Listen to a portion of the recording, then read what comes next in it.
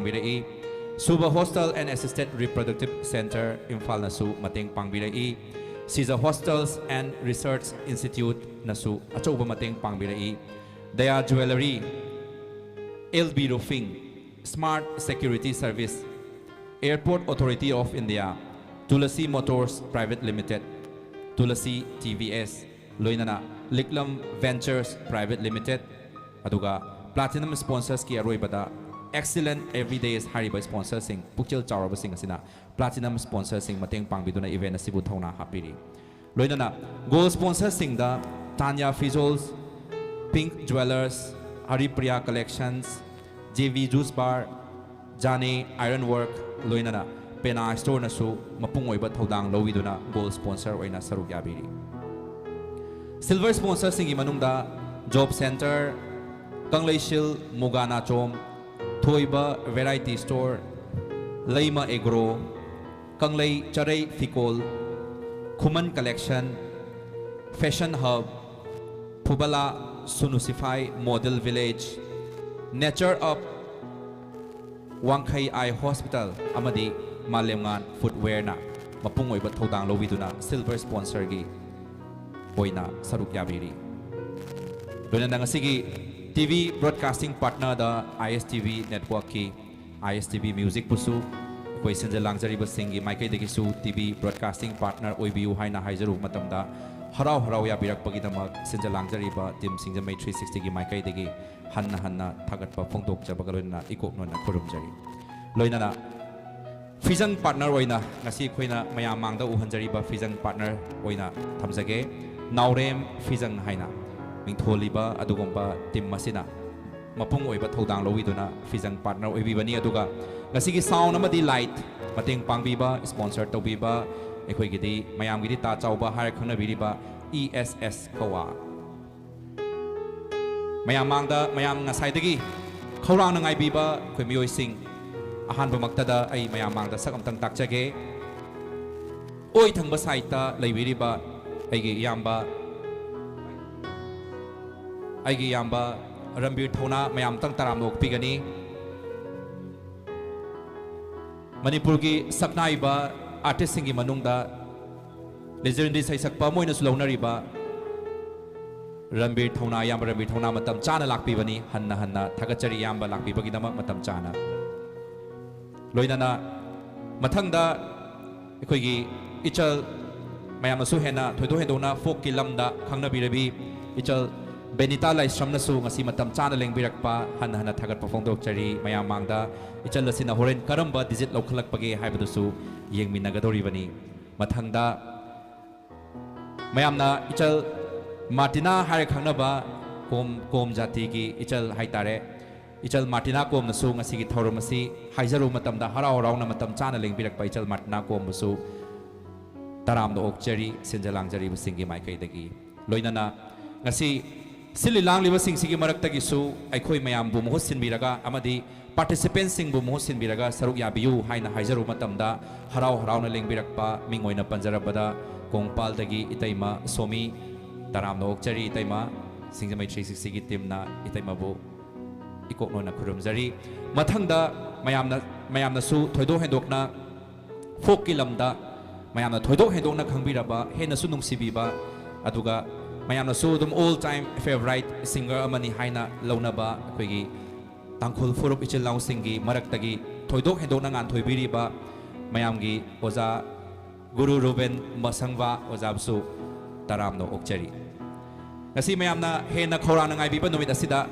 koi lotri lokhatringai da and musical score pibiriba koigi yamba Ravi Shankar mayam tam tang camera tang hapiu Ravi Shankar Asigi background score pibiraga ngasigi thorom sibo hena mapung fahan na buhona matamda chauba thodang lobiri bani ngarang dagi studio wasida leibiraga singamai trisina sinba program mapung phahan da bayade sohen bayade haiduna ngaram dagi kupsen sen na biriba yambani yamba Ravi Shankar busu hanna ikai khumna bu chari yamba Rambir da ai microphone amtang sinajage yamba ngasigi thorom se lucky winner khangat bani laibak phabi winner amakha khangat kani sisina khoi handaki chahigi laibak phabi winner Laibak Pabi Ningo Sigi Kudul Habasiki Lucky Winner Amakatani Kangadois, consolation oina ꯃꯔꯤ ꯈꯟꯒꯅꯤ ꯑꯗꯨꯒ ꯑꯅꯗꯔ ꯑꯩꯈꯣꯏ transgender ꯏꯆꯤꯜ ꯏꯅꯥꯎꯁꯤꯡꯒꯤ ꯃꯅꯨꯡꯗꯒꯤ ꯑꯅꯗꯔ ꯑꯃ ꯈꯟꯒꯠꯂꯒ ꯉꯁꯤꯒꯤ ꯊꯧꯔꯝꯁꯦ ꯂꯣꯏꯁꯤꯟꯒꯗꯣ ꯌꯥꯝꯅ ꯏꯇꯦꯟꯕ ꯄ꯭ꯔꯣꯒ꯭ꯔꯥꯝꯅꯤ ꯑꯗꯨꯒ ꯈꯤꯇꯪ ꯁꯥꯡꯗꯣꯛꯍꯟꯗꯕ ꯌꯥꯗꯕ ꯇꯥꯟꯖꯥ ꯑꯣꯏꯕ ꯍꯥꯏꯇꯥꯔꯦ ꯏꯌꯥꯝꯕꯒꯤ ꯃꯥꯏꯀꯩꯗꯒꯤꯁꯨ ꯉꯁꯤꯒꯤ ꯊꯧꯔꯝꯁꯤꯒ ꯃꯔꯤ ꯂꯩꯅꯅ ꯃꯅꯤꯄꯨꯔꯒꯤ ꯃꯤꯌꯥꯝꯅ ꯆꯤꯡꯈꯣꯡ ꯆꯤꯡꯌꯥꯗꯒꯤ ꯔꯤꯂꯤꯐ ꯀꯦꯝꯞꯇꯒꯤ ꯏꯝꯐꯥꯜꯗꯒꯤꯁꯨ ꯑꯔꯥꯞꯄꯒꯤ ꯃꯐꯝꯗꯒꯤꯁꯨ ꯃꯅꯤꯄꯨꯔꯒꯤ ꯃꯄꯥꯟꯗꯒꯤꯁꯨ ꯀꯁꯥꯔꯗꯒꯤꯁꯨ ꯁꯔꯨꯛ ꯌꯥꯕꯤꯔꯛꯂꯤ ꯑꯗꯣ 21,169 ꯑꯗꯨꯛꯀꯤ ꯃꯇꯤꯛ ꯃꯁꯤꯡ ꯌꯥꯝꯃꯤ ꯃꯃꯥꯡꯗ ꯁꯤꯟꯖꯈꯤ ꯃꯇꯝꯗ 4,000 ꯈꯔ ꯍꯦꯟꯅ ꯂꯩꯈꯤ ꯑꯗꯨꯁꯨ ꯌꯥꯝ ꯋꯥꯅ ꯁꯤꯟꯖꯈꯤ ꯍꯟꯗꯛꯁꯤꯅ ꯑꯃꯨꯛ ꯈꯔ ꯍꯦꯟꯅ ꯌꯥꯝꯅ 21,169ꯅꯒ ꯁꯔꯨꯛ ꯌꯥꯕꯤꯔꯛꯄꯁꯤꯗ ꯏꯌꯥꯝꯕꯒꯤ ꯃꯥꯏꯀꯩꯗꯒꯤ ꯊꯃꯣꯏꯗ ꯐꯥꯎꯕꯤꯕ ꯋꯥꯐꯝ ꯈꯔ ꯐꯣꯡꯗꯣꯛꯄꯤꯌꯨ ꯌꯥꯝ ꯁꯤꯡꯖꯃꯩ 360ꯒꯤ ꯂꯥꯏꯐ ꯑꯗꯨꯒ ISTVꯒꯤ ꯇꯦꯂꯤꯚꯤꯖꯟꯒꯤ ꯈꯨꯠꯊꯥꯡꯗ ꯌꯦꯡꯕꯤꯔꯤꯕ ꯃꯌꯥꯝ ꯄꯨꯝꯅꯃꯛꯄꯨ ꯏꯀꯥꯏ ꯈꯨꯝꯅꯖꯔꯤ ꯑꯗꯨꯒ ꯉꯁꯤꯒꯤ ꯊꯧꯔꯝ ꯑꯁꯤ ꯑꯗꯨꯛꯀꯤ ꯃꯇꯤꯛ ꯌꯥꯝꯅ ꯃꯔꯨꯑꯣꯏ ꯃꯔꯝꯗꯤ ꯅꯤꯉꯣꯜ ꯆꯥꯛꯀꯧꯕ ꯍꯥꯏꯕꯁꯤ ꯂꯝꯗꯝꯁꯤꯒꯤ ꯅꯤꯉꯣꯜꯁꯤꯡꯕꯨ ꯐꯤꯗꯥ ꯑꯃ ꯄꯤꯕ ꯃꯥꯂꯦꯝꯗ ꯂꯩꯇꯕ ꯑꯗꯨꯒꯨꯝꯂꯕ ꯃꯅꯤꯄꯨꯔ ꯈꯛꯇꯃꯛꯇ ꯂꯩꯕ ꯑꯗꯨꯒꯨꯝꯕ ꯀꯨꯝꯍꯩ ꯑꯃꯅꯤ ꯃꯁꯤ ꯀꯨꯝꯍꯩ ꯑꯃꯅꯤ ꯍꯥꯏꯅ ꯂꯧꯕꯁꯨ ꯌꯥꯏ ꯑꯗꯨꯒ ꯃꯁꯤꯒꯤ ꯅꯨꯡꯒꯤ ꯑꯣꯏꯕ ꯌꯥꯝ ꯐꯖꯈ꯭ꯔꯕ ꯋꯥꯍꯟꯊꯣꯛ ꯅꯤꯉꯣꯜ ꯑꯣꯏꯕꯤꯁꯤꯡꯕꯨ ꯃꯥꯂꯦꯝꯒꯤ ꯑꯆꯧꯕ ꯐꯝꯕꯥꯜ ꯑꯃꯗ ꯊꯥꯡꯒꯜ ꯐꯤꯗꯥ ꯑꯃ ꯄꯤꯔꯤꯕ ꯑꯗꯨꯒꯨꯝꯂꯕ ꯂꯝꯗꯝꯁꯤꯒꯤ ꯆꯠꯅꯕꯤ ꯑꯃꯅꯤ ꯑꯗꯨ ꯃꯁꯤꯕꯨ ꯌꯣꯛꯈꯠꯇꯨꯅ ꯉꯁꯤꯒꯤ ꯃꯣꯗꯔꯟ ꯋꯥꯔꯜꯁꯤꯗ ꯑꯁꯤꯒꯨꯝꯕ ꯏꯚꯦꯟꯠ ꯑꯃ ꯁꯤꯟꯕꯤꯗꯨꯅ ꯑꯁꯨꯝꯕꯒꯤ ꯏꯍꯧ ꯑꯃ ꯈꯣꯡꯍꯧ ꯑꯃ ꯄꯨꯛꯅꯤꯡ ꯊꯧꯒꯠꯄꯤꯕꯁꯤ ꯂꯥꯏꯕꯛ ꯐꯩ ꯑꯗꯨꯒ ꯁ꯭ꯄꯣꯟꯁꯔ ꯇꯧꯕꯤꯔꯤꯕ ꯑꯗꯨꯒ ꯊꯧꯔꯝ ꯑꯁꯤꯕꯨ ꯁꯣꯏꯗꯅ ꯇꯧꯗꯕ ꯌꯥꯗꯦ ꯍꯥꯏꯗꯨꯅ ꯁ꯭ꯄꯣꯟꯁꯔ ꯄꯤꯕꯤꯔꯤꯕ ꯃꯇꯦꯡ ꯄꯥꯡꯕꯤꯔꯤꯕ ꯃꯌꯥꯝ ꯄꯨꯝꯅꯃꯛꯄꯨꯁꯨ ꯑꯩꯒꯤ ꯃꯥꯏꯀꯩꯗꯒꯤ ꯊꯥꯒꯠꯆꯕꯗꯨ ꯐꯣꯡꯗꯣꯛꯆꯔꯤ ꯑꯗꯨꯒ ꯑꯁꯤꯒꯨꯝꯂꯕ ꯏꯚꯦꯟꯠ ꯑꯁꯤ ꯄꯥꯡꯊꯣꯛꯇꯨꯅ ꯂꯝꯗꯝꯁꯤꯗ ꯈꯨꯟꯗꯥꯃꯤꯟꯅꯔꯤꯕ ꯏꯆꯤꯜ ꯏꯅꯥꯎ ꯃꯌꯥꯝ ꯄꯨꯝꯅꯃꯛ ꯅꯨꯡꯁꯤ ꯆꯥꯟꯅꯅ ꯂꯩꯕ ꯑꯣꯏꯁꯅꯨ ꯍꯥꯏꯕ ꯑꯩꯒꯤ ꯃꯥꯏꯀꯩꯗꯒꯤ ꯊꯝꯖꯔꯤ ꯂꯣꯏꯅꯅ ꯉꯁꯤꯃꯛꯁꯨ ꯌꯥꯝꯅ ꯂꯥꯏꯕꯛ ꯐꯩ ꯑꯩꯒꯤ ꯏꯆꯥꯅꯨꯄꯤ ꯃꯥꯔꯇꯤꯅꯥ ꯀꯣꯝꯁꯨ ꯂꯥꯛꯄꯤꯔꯤ ꯑꯗꯨꯒ ꯂꯝꯗꯝꯁꯤꯒꯤ ꯃꯌꯥꯝ ꯄꯨꯝꯅꯃꯛꯅ ꯏꯀꯥꯏ ꯈꯨꯝꯅꯖꯔꯤꯕ ꯑꯩꯈꯣꯏ ꯄꯨꯝꯅꯃꯛꯀꯤ ꯑꯣꯖꯥ ꯑꯣꯏꯕꯤꯔꯤꯕ ꯄꯗꯃꯁ꯭ꯔꯤ ꯏꯌꯥꯝꯕ ꯔꯣꯕꯦꯟ ꯃꯁꯥꯡꯃ ꯉꯁꯤꯒꯤ ꯌꯥꯝꯅ ꯃꯃꯜ ꯌꯥꯝꯂꯕ ꯃꯤꯀꯨꯞꯁꯤꯗ ꯌꯥꯎꯕꯤꯕꯁꯦ ꯑꯩꯒꯤꯗꯃꯛꯇꯁꯨ ꯂꯥꯏꯕꯛ ꯐꯕꯅꯤ ꯄꯨꯛꯅꯤꯡꯗ ꯅꯨꯡꯉꯥꯏꯖꯕꯗꯨ ꯐꯥꯎꯖꯩ ꯑꯗꯨꯒ ꯀꯩꯁꯨ ꯊꯣꯏꯗꯣꯛꯄ ꯌꯥꯝꯅ ꯍꯦꯟꯅ ꯍꯥꯏꯖꯅꯤꯡꯕꯗꯤ ꯂꯩꯇꯦ ꯑꯗꯨ ꯑꯩꯅ ꯊꯝꯖꯅꯤꯡꯕꯗꯤ ꯌꯥꯝꯅ ꯏꯁꯄꯦꯁꯤꯌꯦꯜꯂꯤ ꯁꯤꯒꯨꯝꯂꯕ ꯃꯥꯂꯦꯝꯗ ꯂꯩꯇꯕ ꯂꯝꯗꯝꯁꯤꯒꯤ ꯅꯤꯉꯣꯜ ꯈꯛꯇꯃꯛꯄꯨ ꯑꯩꯈꯣꯏꯅ ꯃꯣꯏꯒꯤ ꯑꯆꯧꯕ ꯐꯤꯗꯥ ꯑꯃ ꯄꯤꯔꯤꯕ ꯅꯤꯉꯣꯜ ꯆꯥꯛꯀꯧꯕ ꯍꯥꯏꯕ ꯑꯁꯤꯒꯨꯝꯂꯕ ꯆꯠꯅꯕꯤ ꯑꯁꯤꯒꯨꯝꯕ ꯀꯨꯝꯍꯩ ꯑꯁꯤ ꯌꯣꯛꯈꯠꯃꯤꯟꯅꯁꯤ ꯑꯗꯨꯒ ꯃꯕꯨꯡ ꯃꯧꯄ꯭ꯋꯥꯒꯤ ꯃꯔꯤ ꯃꯆꯤꯟ ꯃꯅꯥꯎꯒꯤ ꯃꯔꯤ ꯃꯃꯥ ꯃꯆꯥꯒꯤ ꯃꯔꯤ ꯅꯤꯉꯣꯜ ꯑꯣꯏꯕꯤꯁꯤꯡꯒ ꯑꯩꯈꯣꯏꯒꯤ ꯄꯤꯕꯥ ꯑꯣꯏꯕꯁꯤꯡꯒ ꯑꯗꯨꯒꯤ ꯂꯩꯅꯕ ꯃꯔꯤꯗꯣ ꯍꯦꯟꯅ ꯐꯒꯠꯇꯨꯅ ꯌꯥꯝ ꯆꯥꯎꯈꯠꯄ ꯂꯝꯗꯝ ꯑꯃ ꯑꯣꯏꯁꯅꯨ ꯍꯥꯏꯅ ꯑꯩꯒꯤ ꯃꯥꯏꯀꯩꯗꯒꯤ ꯄꯨꯝꯅꯃꯛꯀꯤ ꯃꯐꯝꯗ ꯊꯝꯖꯔꯤ ꯊꯦꯡꯛ ꯌꯨ ꯁꯣ ꯃꯆ ꯊꯥꯒꯠꯆꯔꯤ ꯏꯌꯥꯝꯕ ꯔꯕꯤꯔ ꯊꯧꯅꯥ ꯍꯟꯅꯅ ꯃꯊꯪꯗꯤ ꯑꯩꯈꯣꯏꯒꯤ ꯃꯌꯥꯝꯅꯁꯨ ꯊꯣꯏꯗꯣꯛ ꯍꯦꯟꯗꯣꯛꯅ ꯈꯪꯕꯤꯔꯕꯤ ꯑꯩꯒꯤ ꯏꯆꯜ ꯕꯦꯅꯤꯇꯥ ꯂꯥꯏꯁ꯭ꯔꯝ ꯐꯣꯛ ꯁꯤꯡꯒꯔ ꯏꯆꯜꯅꯁꯨ ꯉꯁꯤ ꯊꯧꯔꯝꯁꯤꯒ ꯃꯔꯤ ꯂꯩꯅꯅ ꯇꯦꯡꯇꯛꯄ ꯋꯥꯐꯝ ꯈꯔ ꯐꯣꯡꯗꯣꯛꯄꯤꯅꯕ ꯂꯩꯕꯥꯛ ꯃꯤꯌꯥꯝꯗ ꯇꯦꯡꯇꯛꯄ ꯋꯥꯐꯝ ꯈꯔ ꯊꯝꯕꯤꯅꯕ ꯑꯗꯨꯒ ꯁꯔꯨꯛ ꯌꯥꯔꯛꯂꯤꯕ ꯅꯤꯉꯣꯜꯁꯤꯡ 21,169 ꯁꯤꯗ ꯏꯆꯜꯁꯨ ꯁꯔꯨꯛ ꯌꯥꯔꯤꯕꯅꯤꯀꯣ ꯏꯌꯥꯝꯕ ꯔꯕꯤꯔꯗꯁꯨ ꯅꯣꯂꯦꯖ ꯊꯝꯖꯍꯧꯒꯦ ꯏꯆꯜꯁꯨ ꯁꯔꯨꯛ ꯌꯥꯔꯤ ꯃꯁꯥꯃꯛꯁꯨ ꯑꯥꯔꯇꯤꯁ ꯑꯃ ꯑꯣꯏꯅ ꯏꯆꯜꯁꯨ ꯑꯗꯨꯝ ꯔꯦꯖꯤꯁꯇꯔ ꯇꯧꯕꯤꯔꯛꯏ ꯏꯆꯜꯁꯨ ꯍꯟꯅ ꯊꯥꯒꯠꯆꯔꯤ ꯁꯔꯨꯛ ꯌꯥꯕꯤꯕꯒꯤꯗꯃꯛ ꯏꯆꯜꯁꯨ ꯐꯥꯎꯔꯛꯑꯒꯗꯤ ꯏꯆꯜꯁꯤꯅ ꯁꯅꯥꯁꯤꯒꯤ ꯃꯄꯨ ꯑꯣꯏꯕ ꯈꯛꯇ ꯅꯠꯇꯅ ꯂꯥꯏꯕꯛ ꯐꯕꯤ ꯁꯅꯥꯁꯤꯕꯨꯗꯤ ꯑꯗꯨꯝ ꯀꯅꯥꯒꯨꯝꯕ XYZꯅ ꯀꯟꯅ ꯍꯣꯠꯅꯔꯒ ꯐꯪꯈꯤꯕ ꯌꯥꯏ ꯇꯧꯕꯇꯕꯨ ꯂꯥꯏꯕꯛ ꯐꯕꯤ ꯅꯤꯉꯣꯜ ꯍꯥꯏꯕꯁꯤꯗꯤ ꯍꯦꯛꯇ ꯐꯪꯉꯣꯏ ꯃꯤꯡꯊꯣꯜꯁꯤꯗꯤ ꯍꯦꯛꯇ ꯐꯪꯉꯣꯏ ꯑꯗꯨꯅ ꯂꯥꯏꯕꯛ ꯐꯕꯤ ꯅꯤꯉꯣꯜꯁꯤꯁꯨ ꯑꯣꯏꯅꯤꯡꯉꯝꯒꯅꯤ ꯍꯥꯏꯅ ꯈꯜꯂꯤ ꯑꯗꯨꯒ ꯀꯅꯥꯒꯨꯝꯕꯅ ꯐꯥꯎꯔꯛꯑꯒꯁꯨ ꯏꯁꯥꯗ ꯑꯗꯨꯛꯀꯤ ꯃꯇꯤꯛ ꯅꯨꯡꯉꯥꯏꯕ ꯑꯃ ꯐꯥꯎꯒꯅꯤ ꯍꯥꯏꯅ ꯈꯜꯂꯤ ꯉꯁꯤꯒꯤ ꯊꯧꯔꯝꯁꯤꯒ ꯃꯔꯤ ꯂꯩꯅꯅ ꯏꯆꯟꯒꯤ ꯊꯃꯣꯏꯗ ꯀꯔꯤ ꯐꯥꯎꯕꯤꯕ ꯃꯌꯥꯝꯗ ꯇꯦꯡꯇꯛꯅ ꯈꯤꯇꯪ ꯊꯝꯕꯤꯌꯨ ꯑꯍꯥꯟꯕꯃꯛꯇꯗ ꯁꯤꯒꯨꯝꯕ ꯇꯥꯡꯅ ꯁꯤꯟꯕ ꯍꯥꯏꯇꯥꯔꯦ ꯁꯤꯒꯨꯝꯕ ꯄ꯭ꯔꯣꯒ꯭ꯔꯥꯝꯁꯤꯗ ꯑꯩꯈꯣꯏꯕꯨꯁꯨ ꯏꯟꯚꯥꯏꯠ ꯇꯧꯕꯤꯔꯛꯄꯒꯤꯗꯃꯛꯇ ꯁꯤꯡꯖꯃꯩ 360ꯒꯤ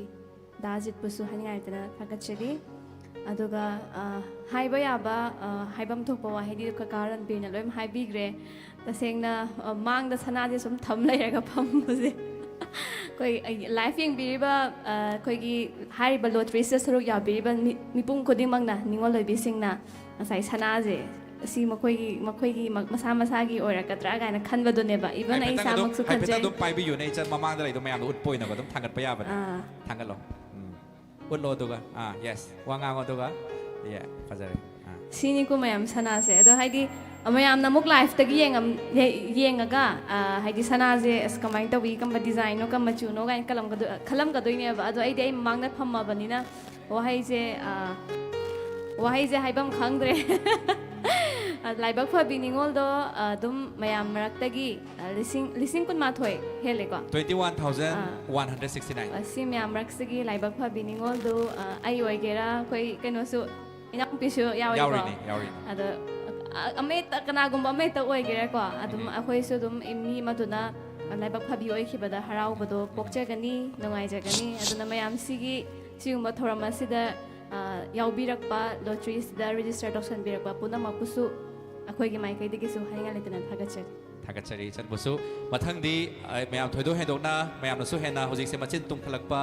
ꯁꯩꯁꯛꯄꯤꯁꯤꯡꯒꯤ ꯃꯅꯨꯡꯗ ꯑꯣꯏꯔꯤꯕꯤ ꯏꯆꯜ ꯃꯥꯔꯇꯤꯅꯥ ꯀꯣꯝꯒꯤ ꯀꯣꯝ ꯐꯨꯔꯨꯞꯀꯤ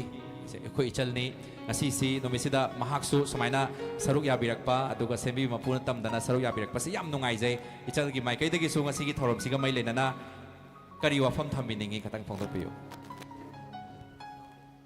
ꯑꯍꯥꯟꯕꯃꯛꯇꯗ ꯂꯥꯏꯐꯄꯨ ꯌꯦꯡꯕꯤꯔꯤꯕ ꯄꯨꯝꯅꯃꯛꯄꯨ ꯏꯀꯣꯛꯅꯅ ꯈꯨꯔꯨꯝꯖꯔꯤ ꯑꯩꯁꯦ ꯋꯥ ꯉꯥꯡꯕ ꯍꯩꯔꯛꯑꯔꯣꯏ ꯑꯩꯁꯨ ꯉꯁꯤ ꯑꯁꯤ ꯃꯐꯝꯗ ꯌꯥꯎꯕ ꯐꯪꯕꯁꯦ ꯌꯥꯝꯅ ꯍꯔꯥꯎꯏ ꯑꯗꯨꯒ ꯀꯅꯥꯅ ꯉꯁꯤ ꯂꯥꯏꯕꯛ ꯐꯕꯤ ꯅꯤꯡꯉꯣꯜ ꯑꯣꯏꯕ꯭ꯔꯥ ꯑꯗꯨ ꯌꯦꯡꯉꯁꯤ ꯑꯩ ꯁꯤꯗ ꯂꯣꯏꯁꯤꯜꯂꯒꯦ ꯑꯗꯣ ꯏꯆꯟꯁꯨ ꯔꯦꯖꯤꯁꯇꯔ ꯇꯧꯕꯅꯤ ꯀꯔꯤꯒꯨꯝꯕ ꯂꯥꯏꯕꯛ ꯐꯕꯤ ꯋꯤꯅꯔꯁꯦ ꯑꯣꯏꯔꯒꯗꯤ ꯍꯔꯥꯎꯒꯗ꯭ꯔꯥ ꯀꯃꯥꯏꯅ ꯇꯧꯅꯤ ꯍꯔꯥꯎꯕꯨꯗꯤ ꯍꯔꯥꯎꯋꯦꯕꯀꯣ ꯑꯣꯏꯗꯧ ꯃꯥꯟꯗꯦ ꯃꯪ ꯅꯨꯡꯉꯥꯏꯇꯦꯕ ꯑꯗꯣ ꯂꯥꯏꯕꯛ ꯐꯕꯤ ꯑꯣꯏꯔꯛꯄ꯭ꯔꯥ ꯍꯥꯏꯕꯗꯨꯁꯨ ꯇ꯭ꯔꯥꯏ ꯇꯧꯔꯁꯤꯀꯣ ꯍꯣꯏ ꯌꯦꯡꯉꯁꯦ ꯃꯊꯪ ꯏꯇꯩꯃ ꯁꯣꯃꯤ ꯋꯥꯐꯝ ꯈꯛꯇꯪ ओके इतै सोमी फोंदोक्चररोय हाय ओजा मथंग गुरु रुबेन मसंगबा ओजा गुरु नमतंग फोंदोक्पियो मतेमतंग ngasi singjang mai 360 ki moina tawriba 5 edition chure haye hujik akoi ekon habda phap tabo an tawgudab akoi khangramde do si hek yaurga ribse machine aina nungaiba exciting oiba pot haibse punsi se ningol singse million ningol le adubo yam piklesu yam initiative chon lorga like bak haiba mingthon pining ai hotna ba bisti so creative machine ya khoin pam jep ashi kumba creative putok posini ba appreciate toning bse the show idna register tawkhroba ningol mi amadi phangani haina haire adu di compulsory 120% ne mane dabdo adu ai gidi ain haijaning bidi Mishigi maragda laiba phabi ama oiwo mishigi title nang phango haibise kanano khangti du ningol miyamda laiba phabi ama oiwo haibise wise piraga is the ai thank you so much yam nungai jai oza bo so hana thagachari ado mayam gi ayaba lojaraga akhoi ngasigi winners se ahan bada akhoi gi winners khangatringi da consolation hana lokhatpana phagadra haina khaliko consolation se mari ni aduga last live phabi ningol se yamar be yai kwa last houseful lei type ta hai tare adu ngasigi numit se mayam akhoi lucky winner du da call torakadoi ni aduga aadhar do call tokwa tamda chumbra lanbra haina check tawjagadoi ni ko check tawja matamda karimba lalam targadi ming ona tena ba thajlak targadi adu disqualified chat kadoi thuna yang na hojin jaboina akhoi ahan ba consolation number 4 hana lokhamina se yambarambi gi manakta akhoi camera tang zoom tawbiyo aduga digit leiriba singse 012 chum mabrap tang zoom tawbiyo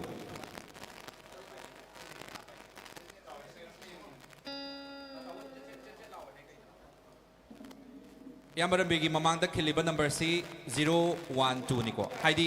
21,169 subanina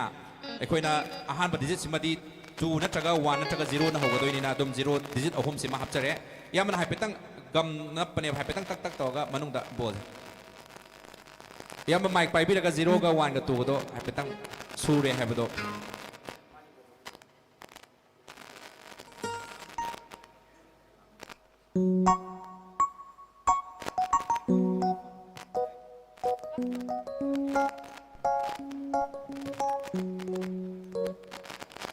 Jiroga wan sure.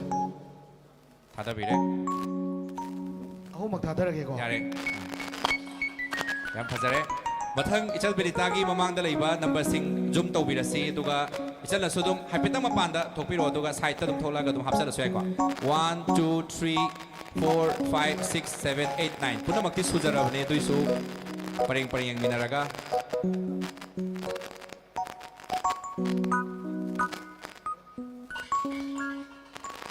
thadaba hogre sanabun gi makol se mayam na live tat yengbi ba mayam na di tara maroi ko ado khoi na di yam seng na ta jai treng treng treng na taraga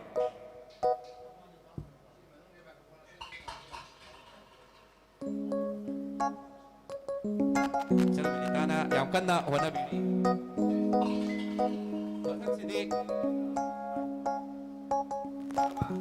Halo halo. Matang sidi ichal Martinagi muk yeng si. Digit 1 2 3 4 5 6 7 8 9 and then 0 last 0.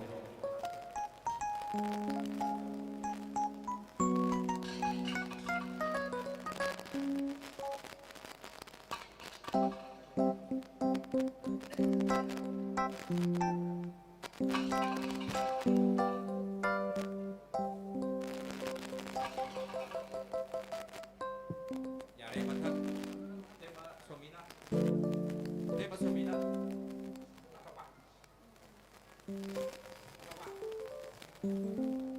Itay Masomina matang city among hapsan biri 0 1 2 3 4 5 6 7 8 9 0.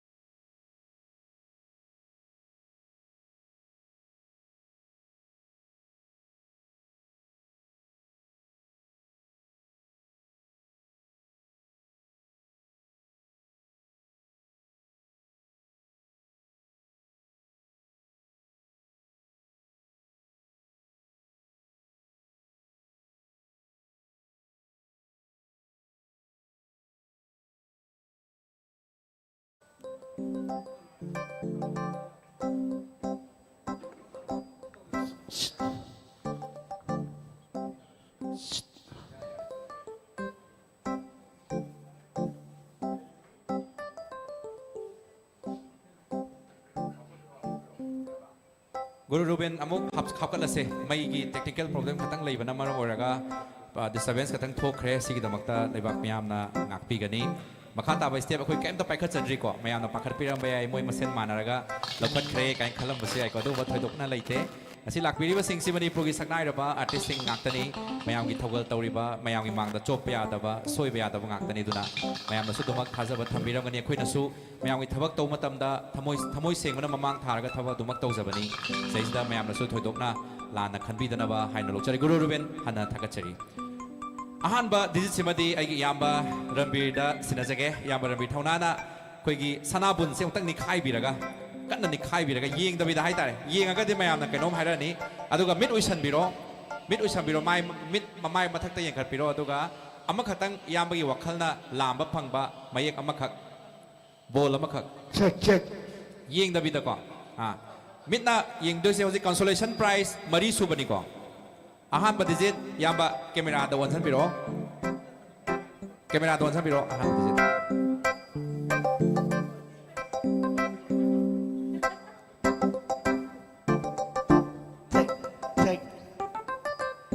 ꯃꯌꯥꯝꯅꯒ ꯅꯝꯕꯔꯁꯤ ꯆꯤꯡꯈꯠꯇ꯭ꯔꯤꯉꯩꯗꯀꯣ ꯏꯁꯩ ꯃꯇꯦꯛ ꯑꯃ ꯉꯪꯉꯛꯑꯗꯤ ꯌꯥꯝ ꯃꯄꯨꯡ ꯐꯥꯗꯧ ꯃꯥꯜꯂꯦ ꯈꯅꯥꯎꯕꯨꯗꯤ ꯅꯨꯡꯉꯥꯏꯇꯦ ꯍꯥꯏꯕꯤꯗꯨꯁꯨ ꯃꯌꯥꯝꯒꯤ interest ISTV ꯃ꯭ꯌꯨꯖꯤꯛꯇ ꯌꯦꯡꯕꯤꯔꯤꯕ ꯁꯤꯡꯒꯃꯩ 360ꯗ ꯌꯦꯡꯕꯤꯔꯤꯕ ꯏꯆꯤꯜ-ꯏꯅꯥꯎꯁꯤꯡꯒꯤ ꯈꯜꯂꯒ check all the best ꯂꯥꯏꯕꯛ ꯐꯕꯤ ꯅꯤꯉꯣꯜ ꯑꯍꯥꯟꯕ ꯁꯦꯔꯤꯌꯦꯜ ꯅꯝꯕꯔ 1 ꯂꯥꯛꯈ꯭ꯔꯦ ꯀꯟꯁꯣꯂꯦꯁꯟ ꯅꯝꯕꯔ 4ꯒꯤ ꯑꯍꯥꯟꯕ ꯁꯦꯔꯤꯌꯦꯜ ꯅꯝꯕꯔ 1 ꯂꯥꯛꯈ꯭ꯔꯦ ꯑꯝꯇꯪ ꯊꯝꯕꯤꯌꯨꯀꯣ ꯌꯥꯝꯕ ꯖꯨꯝ ꯍꯥꯞꯆꯒꯦ ꯁꯦꯔꯤꯌꯦꯜ ꯅꯝꯕꯔ 1 ꯑꯗꯨꯝ ꯄꯥꯏꯕꯤꯔꯣ ꯑꯗꯨꯒ ꯃꯈꯥꯗ ꯊꯝꯕꯤꯔꯣ ꯇꯛ ꯂꯥꯎꯅ ꯅꯞꯁꯟꯕꯤꯔꯣ ꯌꯦꯁ ꯌꯥꯝ ꯐꯖꯔꯦ ꯃꯊꯪ ꯏꯆꯜ ꯕꯤꯅꯤꯇꯥꯗ ꯑꯩꯈꯣꯏ ꯀꯦꯃꯦꯔꯥ ꯑꯣꯡꯁꯟꯖꯔꯛꯀꯦ ꯏꯆꯜ ꯃꯤꯠ ꯈꯨꯝꯖꯟꯕꯤꯔꯣ ꯑꯗꯨꯒ ꯅꯤꯈꯥꯏꯕꯤꯔꯣ ꯃꯈꯣꯟ ꯈꯔ ꯊꯣꯛꯍꯟꯕ ꯑꯗꯨꯝ ꯌꯥꯏꯀꯣ ꯑꯗꯨꯒ ꯅꯣꯡꯊꯛꯇ ꯌꯦꯡꯈꯠꯄꯤꯔꯣ ꯑꯗꯨꯒ ꯑꯃꯈꯛ ꯎꯝꯖꯜꯂꯒ ꯂꯧꯊꯣꯛꯄꯤꯔꯣ ꯗꯤꯖꯤꯠ ꯑꯃ ꯀꯟꯁꯣꯂꯦꯁꯟ ꯑꯦꯋꯥꯔꯗꯅꯤ ꯑꯩꯈꯣꯏꯅ ꯉꯁꯤ ꯂꯥꯛꯆꯒꯗꯣꯏꯁꯦ 1ꯅ ꯍꯧꯈ꯭ꯔꯦꯀꯣ ꯃꯊꯪ ꯀꯔꯝꯕ ꯂꯥꯛꯄ ꯌꯦꯡꯉꯁꯦ ꯑꯗꯨꯒ ꯀꯦꯃꯦꯔꯥꯗ ꯑꯣꯟꯁꯤꯜꯂꯁꯦ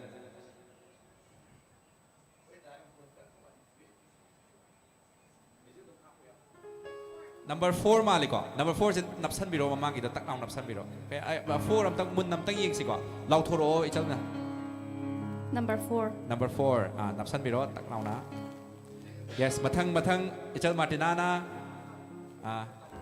येंगदहबा यादेको येंगदहबा यादे ओखाइबिरो ओखाइबिरो अदुगा अमखक मथते येंखलगा यारे 141 मथंग चुमिको 141 लेख्रे मथंग इतै सोमीना तंग मथंग ते खपिरो दुगा मिनाउ सनबिरगा तंग लखत बिगनी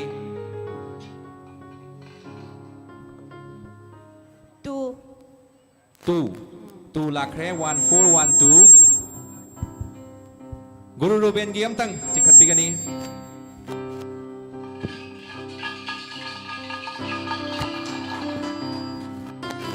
1412 kaya lakpam tang yengsi Guru Ruben karamba number no Ay tuni ni 2 lakre kaman to ja double 2 number si am phajai ko 14122 sina khoi ahan ba consolation hai tare consolation number 4 do ni ko thamjaba do 14122 live to dum comment ibirak pa yai ko achumba yaw ta ga di 14122 se khoi ming pathok cha ke call tawna ba di sem sabi khoi gi tim mamtang number hai ja ke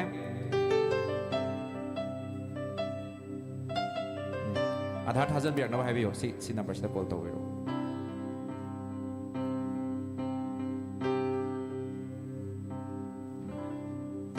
Ming से ma'am होजिकी अखोइना हाउसी दसु हाउसफुल हायर कांदा check तौबम चनै को अखोइसु समाइना थाजल इलिबा मियो एसी चुम्ब्रा लानब्रा हाइना चेक तौबगी सिस्टम अमा लैजै मिंग सी अखोइ लाइसम ममता देवी अदुगा लाइसम I hope 600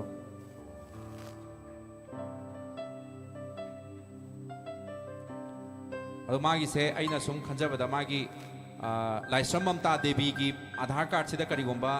लाइसम सुनीता देवी से इरमगदी मा विनर ओइदोइनेबो करीगुंबा अतोप इरम तागदी आधार कार्ड से मा winner ओइरोइदोइनिको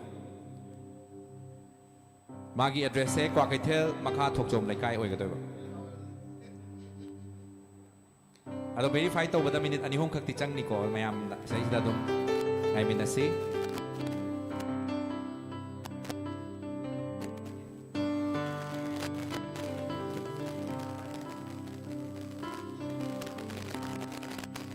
alternate number of the call tawjage sida call pai dragadi ma'am reject chatoiniko 98630 मागी दमकता खोई मत मांगमी नरी ने फोन पायक ट्रगदी खुदोंग चादे दुना alternate number ma lojai खोइना alternate number से चलम द्रब दुई तारी reject चलगा अतोपा winner ma लखक दुइनी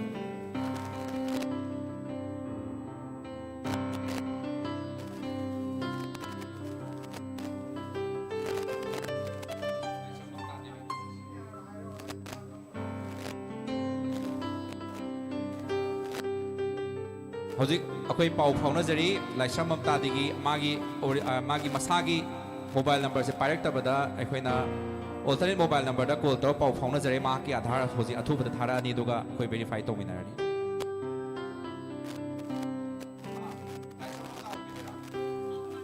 ओ आधार कार्ड तो तंग थाजम सी नंबर से WhatsApp ता आधार कार्ड तो मनी ममांग दो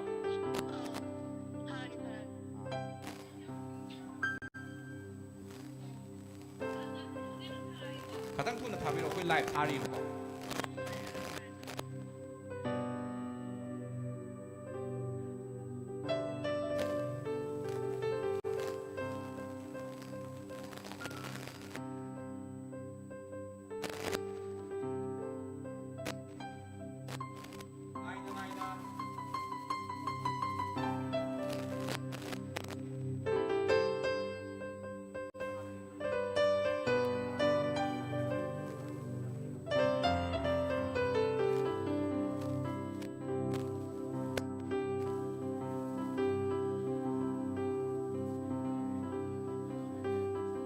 ꯃꯌꯥꯝꯅ ꯑꯩꯈꯣꯏ ꯂꯥꯏꯚ ꯌꯦꯡꯕꯤꯕ ꯃꯌꯥꯝꯅꯁꯨ ꯑꯩꯈꯣꯏ ꯁꯨꯃꯥꯏꯅ ꯉꯥꯏꯊꯣꯛ ꯉꯥꯏꯁꯤꯟ ꯇꯧꯔꯤꯕꯁꯤꯗ ꯈꯨꯗꯣꯡꯆꯥꯗꯕ ꯊꯣꯛꯑꯦ ꯍꯥꯏꯕꯁꯤ ꯃꯌꯥꯝꯅ ꯈꯪꯕꯤꯔꯤ ꯑꯗꯨꯅ ꯑꯗꯣꯝꯒꯤ ꯑꯥꯙꯥꯔꯁꯤꯡꯗꯣ ꯔꯦꯗꯤ ꯇꯧꯔꯒ ꯈꯨꯗꯛꯇ ꯑꯩꯈꯣꯏꯅ ꯀꯣꯜ ꯇꯧꯖꯔꯛꯂꯤꯕ ꯅꯝꯕꯔ ꯑꯩꯈꯣꯏ ꯁꯤꯡꯖꯃꯩ 360ꯒꯤ ꯄꯦꯖꯇ ꯆꯪꯕꯤꯔꯒ ꯃꯣꯕꯥꯏꯜ ꯅꯝꯕꯔ ꯑꯃ ꯌꯥꯎꯖꯕꯅꯤ ꯅꯝꯕꯔꯁꯤ ꯁꯦꯞ ꯇꯧꯁꯟꯕꯤꯔꯒ ꯊꯨꯅ ꯌꯥꯡꯅ ꯊꯥꯕꯤꯔꯛꯅꯕ ꯁꯦꯝ ꯁꯥꯕꯤꯌꯨ ꯍꯥꯏꯅ ꯅꯣꯂꯣꯛꯆꯔꯤ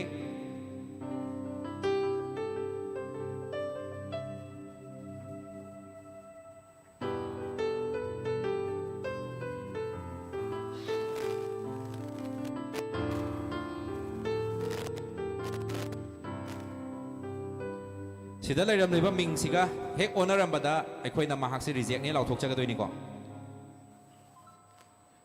ꯑꯣꯟꯂꯥꯏꯟꯕꯨꯗꯤ ꯂꯥꯛꯑꯦ ꯃꯌꯥꯝ ꯉꯥꯏꯍꯥꯛꯇꯪ ꯃꯤꯅꯤꯠ ꯑꯃꯅꯤꯗ ꯉꯥꯏꯃꯤꯟꯅꯈꯤꯁꯤ आधार लाए लाइश्रम ममता देवी हौजी फाउगी ओइनदि चुम्मीको अदुगा मनिंगी साइड लाक्ट्री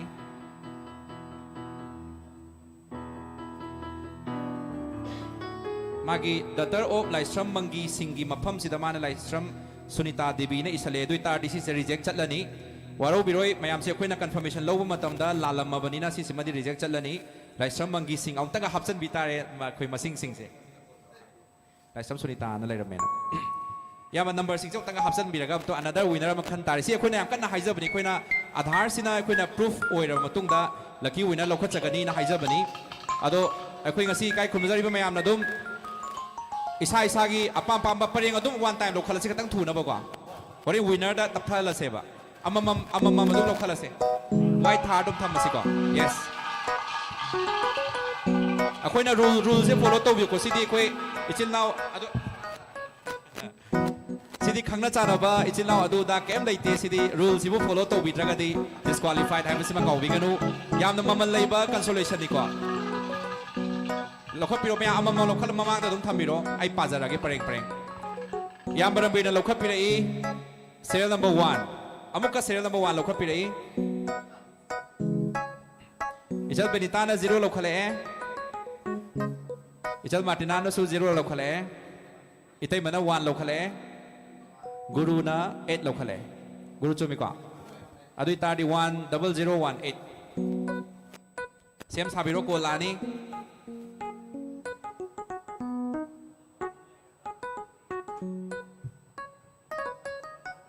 10018 लाए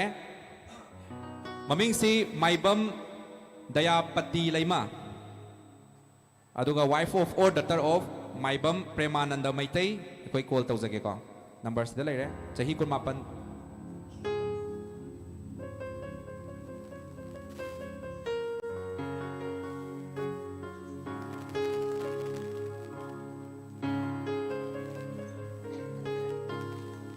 One 0018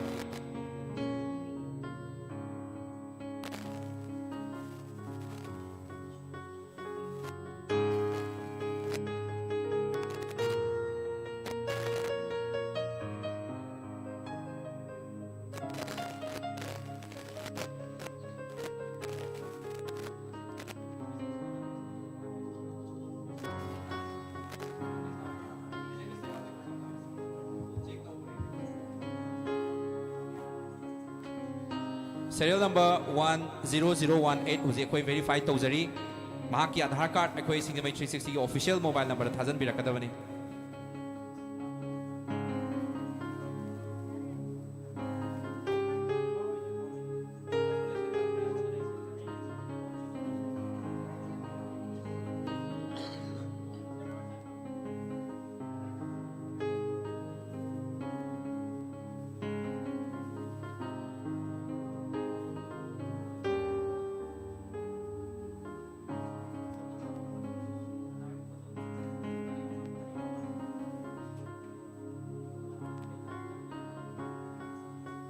ꯑꯩꯈꯣꯏꯅ ꯇꯁꯦꯡꯅꯃꯛ ꯋꯤꯅꯔꯗꯨ ꯀꯗꯥꯏꯗꯒꯤꯅꯣ ꯀꯔꯤꯒꯤꯅꯣ ꯍꯥꯏꯕꯁꯤ ꯇꯁꯦꯡꯅ ꯑꯩꯈꯣꯏꯒꯤ ꯐꯣꯝꯁꯤ ꯃꯦꯟꯕ ꯃꯇꯝꯗ ꯌꯥꯝꯅ ꯃꯔꯤꯛ ꯆꯨꯝꯅ ꯏꯖꯩ ꯃꯌꯥꯝꯅꯁꯨ ꯑꯗꯨꯝ ꯈꯪꯕꯤ ꯑꯙꯥꯔꯗ ꯂꯩꯔꯤꯕ ꯗꯤꯇꯦꯜꯗꯨ ꯆꯞ ꯆꯥꯅ ꯌꯦꯡꯂꯒ ꯊꯥꯕꯤꯔꯛꯎ ꯀꯣꯄꯤ ꯇꯧꯔꯒ ꯃꯦꯜꯂꯒ ꯏꯕꯤꯔꯛꯎ ꯍꯥꯏꯅ ꯍꯥꯏꯖꯩ ꯑꯩꯈꯣꯏꯅꯁꯨ ꯄ꯭ꯔꯨꯐꯁꯦ ꯑꯙꯥꯔ ꯀꯥꯔꯗꯇꯨꯅ ꯄ꯭ꯔꯨꯐ ꯑꯣꯏꯔꯒ ꯑꯗꯣꯝꯁꯤ ꯑꯁꯦꯡꯕ ꯀꯩ ꯍꯥꯏꯅꯤ ꯑꯩꯈꯣꯏ ꯏꯔꯛꯇ ꯇꯤꯟꯕ ꯃꯤꯑꯣꯏꯅꯤ ꯍꯥꯏꯅ ꯑꯩꯈꯣꯏꯅꯁꯨ ꯚꯦꯔꯤꯐꯥꯏ ꯇꯧꯖꯒꯗꯕꯅꯤ ꯑꯗꯨꯅ ꯑꯙꯥꯔꯁꯤꯅ ꯚꯦꯔꯤꯐꯥꯏ ꯇꯧꯕꯒꯤ ꯑꯃꯠꯇ ꯉꯥꯏꯔꯕ ꯗꯣꯀꯨꯃꯦꯟꯅꯤ ꯑꯗꯨꯅ ꯑꯙꯥꯔꯁꯤꯗ ꯂꯩꯔꯝꯂꯤꯕ ꯗꯣꯀꯨꯃꯦꯟꯁꯤꯒ ꯑꯩꯈꯣꯏꯗ ꯊꯥꯖꯤꯜꯂꯛꯄ ꯗꯤꯇꯦꯜꯁꯤꯒ ꯀꯔꯤꯒꯨꯝꯕ ꯆꯥꯟꯅꯔꯝꯗ꯭ꯔꯒꯗꯤ ꯃꯍꯥꯛ ꯑꯗꯨ ꯗꯤꯁꯀ꯭ꯋꯥꯂꯤꯐꯥꯏ ꯆꯠꯀꯗꯧꯔꯤꯕꯅꯤ ꯑꯩꯈꯣꯏꯅꯁꯨ ꯉꯔꯥꯡꯗꯒꯤ ꯃꯃꯥꯡꯗꯒꯤ ꯑꯩꯈꯣꯏꯅ ꯍꯟꯅ ꯂꯥꯎꯗꯨꯅ ꯂꯥꯛꯂꯕꯅꯤ ꯑꯗꯨꯒ ꯉꯁꯤ ꯂꯥꯁ ꯑꯋꯥꯔꯗ ꯊꯥꯖꯟꯕꯤꯔꯛꯄꯁꯤꯡ ꯑꯩꯈꯣꯏꯅ ꯀꯝꯄ꯭ꯂꯦꯟ ꯂꯧꯈꯠꯄ ꯉꯝꯍꯧꯕꯁꯤꯡ ꯑꯣꯏꯔꯒꯗꯤ ꯐꯔꯦ ꯑꯗꯨꯒ ꯀꯝꯄ꯭ꯂꯦꯟ ꯂꯧꯍꯧꯕ ꯉꯝꯗꯕ ꯑꯣꯏꯇꯥꯔꯒꯗꯤ ꯑꯗꯣꯝꯅ ꯊꯥꯖꯟꯕꯤꯔꯛꯄ ꯃꯦꯁꯦꯖꯇꯨꯅ ꯑꯩꯈꯣꯏꯅ ꯔꯤꯗ ꯇꯧꯕ ꯉꯝꯍꯧꯗꯕ ꯈꯣꯠꯍꯧꯗꯕ ꯑꯗꯨꯅ ꯑꯩꯈꯣꯏꯗ ꯀꯩꯁꯨ ꯁ꯭ꯇ꯭ꯔꯣꯡ ꯏꯚꯤꯗꯦꯟꯁ ꯑꯣꯏꯗꯦ ꯍꯥꯏꯅ ꯊꯝꯖꯒꯦ ꯃꯇꯝ ꯁꯥꯡꯅ ꯉꯥꯏꯖꯩ ꯑꯩꯈꯣꯏ ꯑꯗꯨ ꯃꯇꯝ ꯁꯥꯡꯕ ꯃꯌꯥꯝꯁꯦ ꯃꯌꯥꯝꯅ ꯁꯣꯏꯅ ꯂꯥꯟꯅ ꯂꯩꯈꯤꯕꯗꯨ ꯑꯗꯨꯝ ꯌꯥꯈꯤꯅꯤ ꯍꯥꯏꯅ ꯈꯟꯕꯤꯕꯅꯤ ꯂꯥꯁ ꯑꯋꯥꯔꯗ ꯍꯥꯏꯔꯛꯄꯗꯨꯗꯤ ꯑꯩꯈꯣꯏꯁꯨ ꯃꯤꯑꯣꯏꯕꯅꯤ ꯃꯇꯝ ꯂꯧꯕꯅꯤꯅ ꯄꯨꯝꯅꯃꯛꯁꯦ ꯉꯝꯈꯤꯗꯕ ꯑꯗꯨꯅ ꯁꯣꯏꯗꯣꯛ ꯁꯣꯏꯖꯤꯟ ꯌꯥꯎꯔꯛꯄ ꯑꯗꯨꯒ ꯑꯁꯣꯏꯕ ꯌꯥꯎꯔꯒꯁꯨ ꯁꯦꯝꯗꯣꯛꯅꯕ ꯍꯣꯠꯅꯔꯛꯄ ꯃꯇꯝꯗ ꯑꯩꯈꯣꯏꯒꯤ ꯁꯥꯏꯠꯇꯒꯤ ꯃꯇꯝ ꯆꯥꯅ ꯁꯦꯝꯗꯣꯛꯄ ꯉꯝꯈꯤꯗꯕꯁꯤꯡꯁꯤꯃꯗꯤ ꯃꯌꯥꯝꯅ ꯉꯥꯛꯄꯤꯒꯅꯤ 10018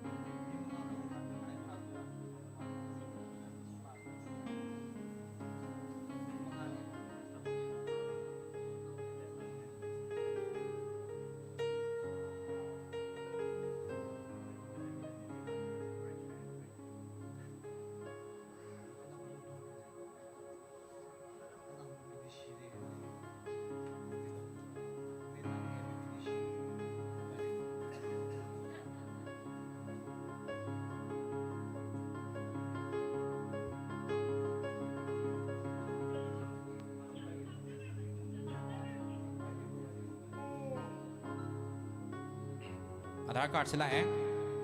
माई ममिंग से अखोना proof लौजबदा Maibam दयापति lemma थाजन बिरकपनी Maibam दयापति lemma चुम्मे हुजि फाउगी ओइना अदुगा मनिंग थंग side चमतंग येंगसिको मनिंग थंग साइडता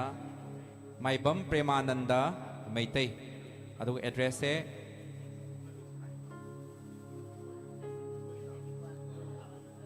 address से सलुंगफम कांग्यामबम मयाई लेकाय सिसिमदी मैम चुमहलसे मैम खुबाम तंग खुदोकसे दुगा अहानबा अखोगी कंसोलेशन नंबर 4 खनग्रे मथंग मो हापसलसे कंसोलेशन नंबर 3 लोकलसे कंसोलेशन नंबर 3 लोखचगे खतंग थुना हानै दुमाइना तक तक लोखलसे को गाइना दबिदा होरेन लाइबा फबी लोखपदुदा ममम तौरसेबा खतंग थुना लोखलगा तक तक ममांग थबियसे Consolation number 3 amamam yamara bringing aizari yamade hauduini yamanga si katang isai katang thek chatpi tare nanaugi bitta manipugi chaliche singi ningol singi bitta Hayang isai sing mo sin ok sa loy number 1 puthore mathang ichal benitagi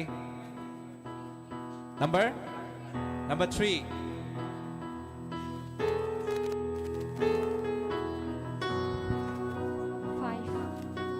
Number kaya? 5. Number 5. 4. Number 4. 1. 1. 1 3 5 4 1. 1 3 5 4 1 yang sage.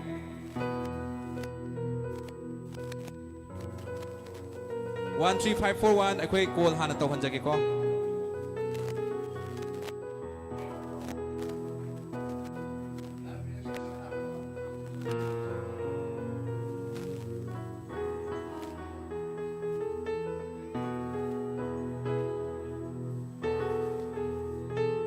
Matangi consolation number 3 si 13541 gi maming Rosni Ningombam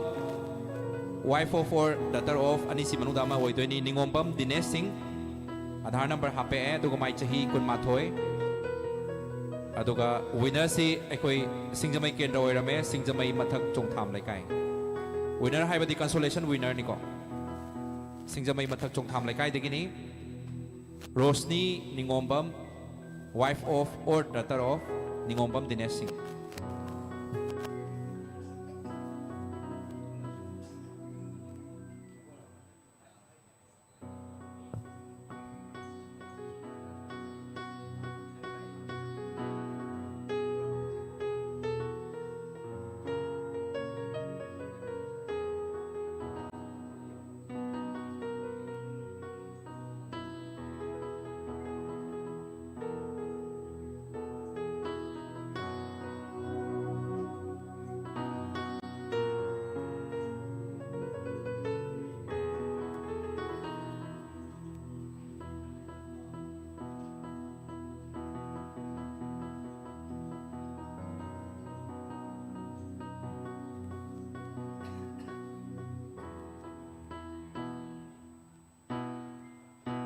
mayamna hozik message mayam thabire aigi lamdo onagre nupa mayongi oina pangre aido somaina ipam gi lamdam gi oibani kainga sigumba inquiry sing amta lojadre mayam yaragadi message thajan biranu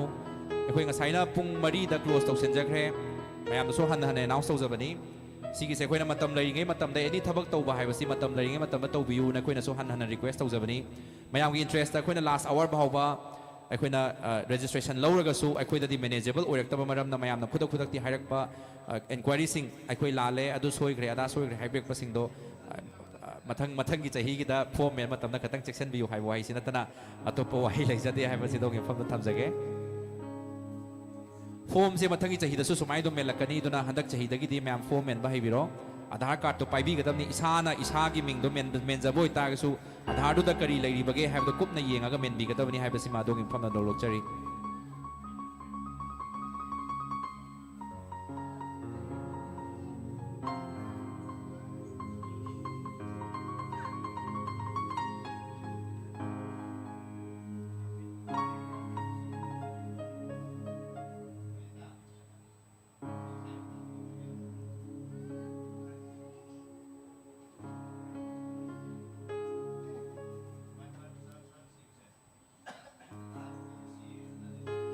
Ozara bigi wan do khar nik hello hairi pocket ta hapsan roi wan je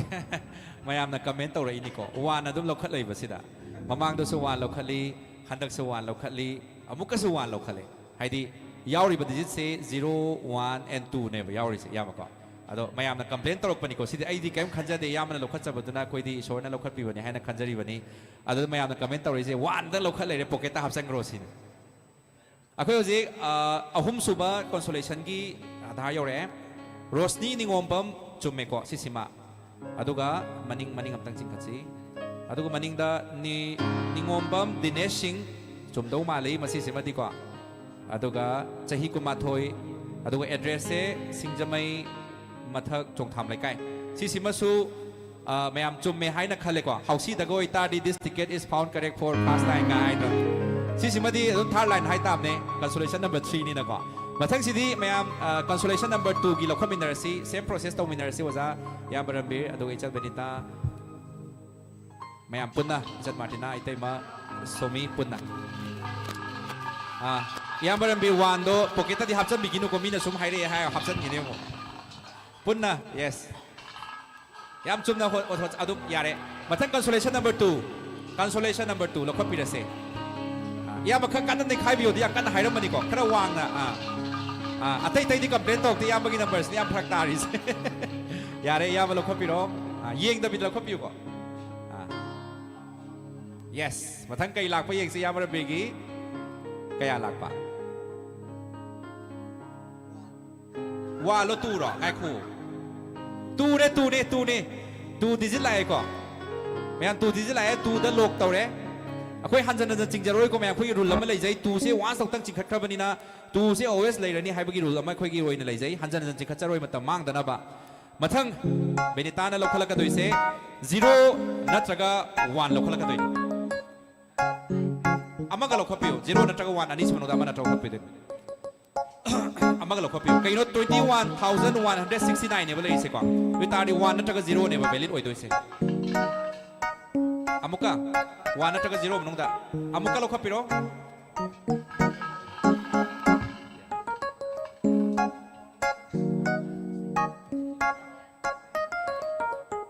zero la okay consolation number 2 ki 0 lakh ko valid oi kre 20 lakh re chan martina na kya lokhal pong ge ngasi 203 lakh re ite masomi na kay lokhal pa ye ngasi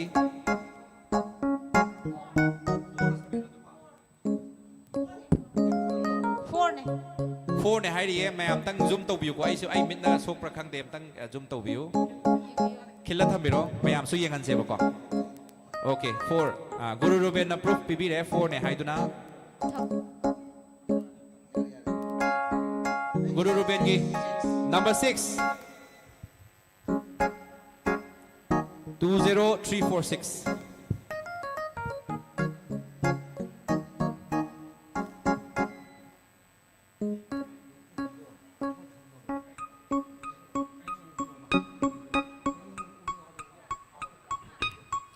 mobile number koi hana call matam tang save tong na ba call han ta hon jage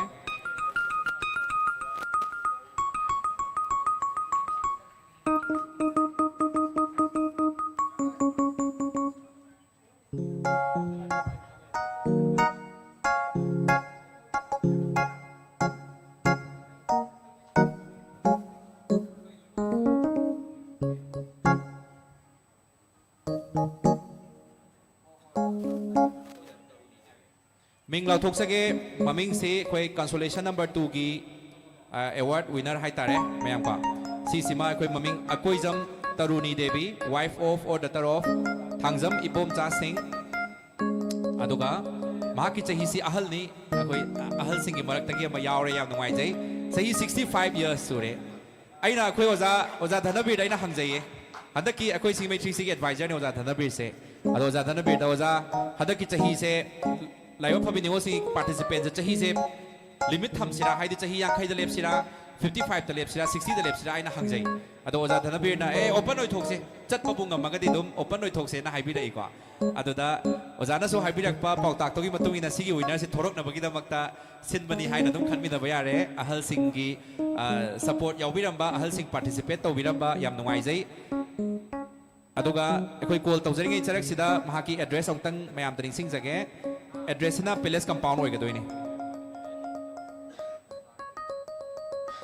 Akoijam तरुणी देवी चुममदौ याम मालिको आइना सुम खंजबदा अहल ओइरंबनिना नहा सिने खरा खरा हाइसिंगदना आइगी मिंगसे इपाम लमदमगी ओइबदो आइ सोमना कनगी ओइना इसल लगे कांगा तक इसन बिनेबा आधार से येंगदबिदा अदुना चेक तौरको मतमददी अमुका हना चेक तौरको मतमददी खुदोंग चादबसे त थोकपा हेता सोइरंबा अदुना सिसिमदि याम चुममदौ मालिको consolation winner number 2 20346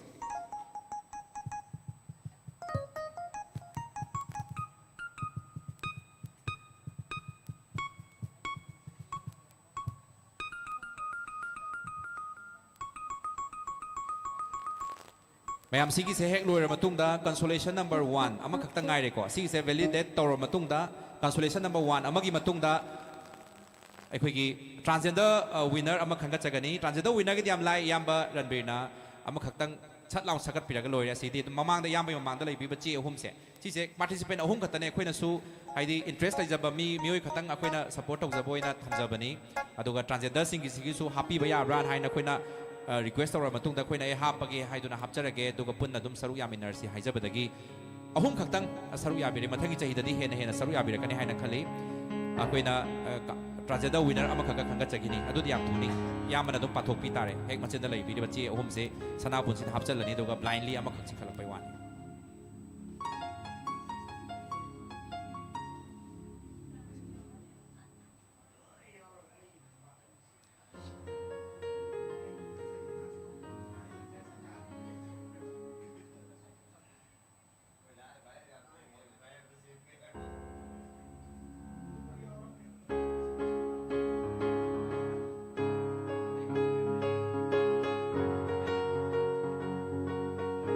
अदो मैम दा क्लेरिफिकेशन तक पीजगे लाइव फबी निगोल सिगी खुदो सि एखोय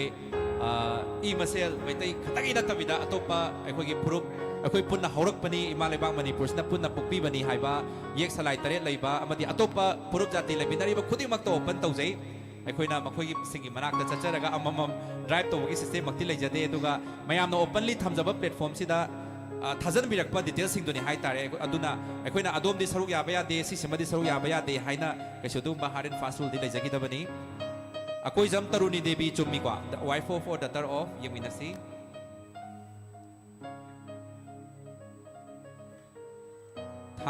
ꯊꯥꯡꯖꯝ ꯏꯕꯣꯝꯆꯥ ꯁꯤꯡ ꯑꯗꯨꯒ ꯑꯦꯗ꯭ꯔꯦꯁꯁꯦ ꯄꯦꯂꯦꯁ ꯀꯝꯄꯥꯎꯟ ꯆꯨꯝꯃꯦ ꯍꯥꯏꯅ ꯂꯧꯃꯤꯟꯅꯔꯁꯤꯀꯣ ꯃꯌꯥꯝ ꯑꯍꯧꯕ ꯈꯣꯡ ꯑꯝꯇꯪ ꯈꯣꯕꯤꯔꯁꯦ ꯑꯗꯨꯒ ꯏꯃꯥꯁꯦ ꯆꯨꯝꯃꯦ ꯍꯥꯏꯅ ꯂꯧꯖꯔꯦ ꯑꯗꯨꯒ ꯃꯊꯪ ꯀꯟꯁꯣꯂꯦꯁꯟ ꯅꯝꯕꯔ 1 ꯍꯥꯞꯀꯠꯃꯤꯟꯅꯔꯁꯤ ꯍꯥꯟꯅꯒꯤ ꯁꯦꯝ ꯄ꯭ꯔꯣꯁꯦꯁ ꯇꯧꯃꯤꯟꯅꯔꯁꯤ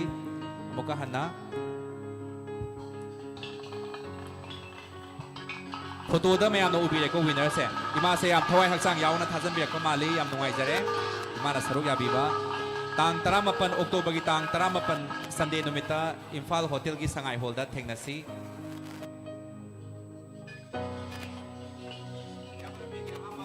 ꯏꯌꯥꯝꯕ ꯔꯕꯤꯒꯤ ꯑꯍꯥꯟꯕ ꯂꯧꯈꯠꯄꯤꯔꯣ consolation number 1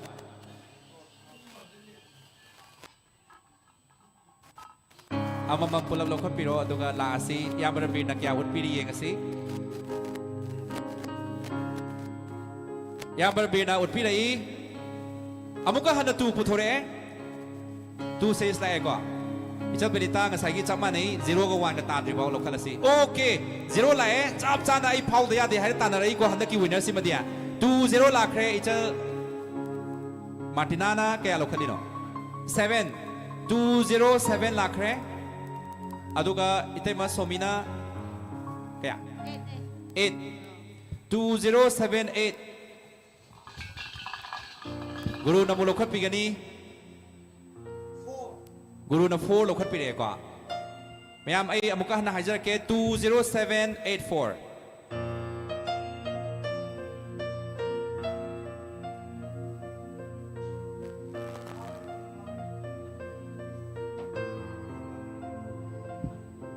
(200784) gi winner sigi maming lauthok chadingai mamang da koi hana call to hanjage. Aduga thoido hedona nungai jabase aigi yambara bi sankarda camera amta monsan biyuba yambara bi sankaragi yamna haidi yambagi isamak natte ko phauri chamuk kaidom khalluni haidi yambara bi sankarda ina haijaga doise yamba sonda camera dam tang yembiro udraga so yembiro ko yambara bi sankaragi maikai dagi ne haitare trong laubi awang laikai dagi ne winner se ngasigi haibadi winner haiba means consolation number 1 gi winner se duna maming se khoi announce tawjara ke yamba khangbra haibe tang yengbiu mutum ibem cha leima aduga mahaki wife of natraga daughter of mutum ibom cha mitei al chahi se 46 subo idoni ko chahi 46 ni yamba knowledge lai bi ba khangbi bra khangi ko horen yena se hairu ba yare ko akoi na su yena se haibi system ama sum tham bane doida tonglau bi awang lai kai de yam thajadana yaubirak pa red zone ni yamba yambara bi red zone ni ko yaubi dai se ado yambara bi gi mai kai de sumaina red zone dagi phaurak pasida kari phaubi bage hado wahi mateng tang thabiyo Yampai azukse lanju loidribani aduga stegi sugamna wanaraba wawo hanthoktrnai matamsida sumain da uni puning thagot bi yam nungai aduga akadurbani ngon chakobagi yafa paujal ju bijari tangdu laitaba lamdama mo orsano aduga akhoi price tagi hena puning maka lam thoktana hena nungai ba yafa boy view haina wish tokzeri ya dong ai oza guru ruben oza red zone dagi participant na winner oirak pasida oza kari phaubi bage khatak thabiyu kana मशे ईश्वर ने पिरकपनी आइदी मियाम से वखन से तौफम खंगदन लेबम दमसिदा लाइबक फबा हाइबा lucky draw सिदा फावरकबा हाबिसदि ईश्वरना मागी थमोय खंगला मतें पिरकपनी हाबि हाइजरगा मसिदा okay या नुवाइजै सिगी ngaina yambara bigi mamang da leiriba yambara bi da camera am tong san biu yambara bigi mang da leibi ba chi se amtang yambana tasan bi da su yare dum round do adum haidi freely dum dak thada biro yambagi thamoi na khoida jaba aduga hairiba transgender participant ahum sidagi khwaidagi daw yaba participant ama khangat lasi haina khanbiraga yamana khwaidagi daw yaba ama khatang khangat piro duga lucky winner do mayam de announce tawse loi detail yaw du yamana oina announce taw tare matam save taw na ko si heng loi badai de khoi laiba phabi winner khangat lani ko mayam mi hun yam chong na dong ma le khoi bau chongi ko winner mayam camera zoom amtang tawbiu yamana khanbiri basi okay yare yamana pathok piro adu de iriba kai do accept mobile number natana atai tai loi pathok piro maming do transgender participant ni aduga ekhoi gi transgender winner haina khoina su mana ma thamjai ko adugi winner oi bi bani ko yes Haigruza maning lekai yam nungai arapo yes Haigruza maning lekai yam nungai arapo Haigruza Imphal West Manipur yam nungai re transgender winner so khoi announce tawjagre congratulations aduga hojiki ekhoi winner do Nando Khumanthem Nando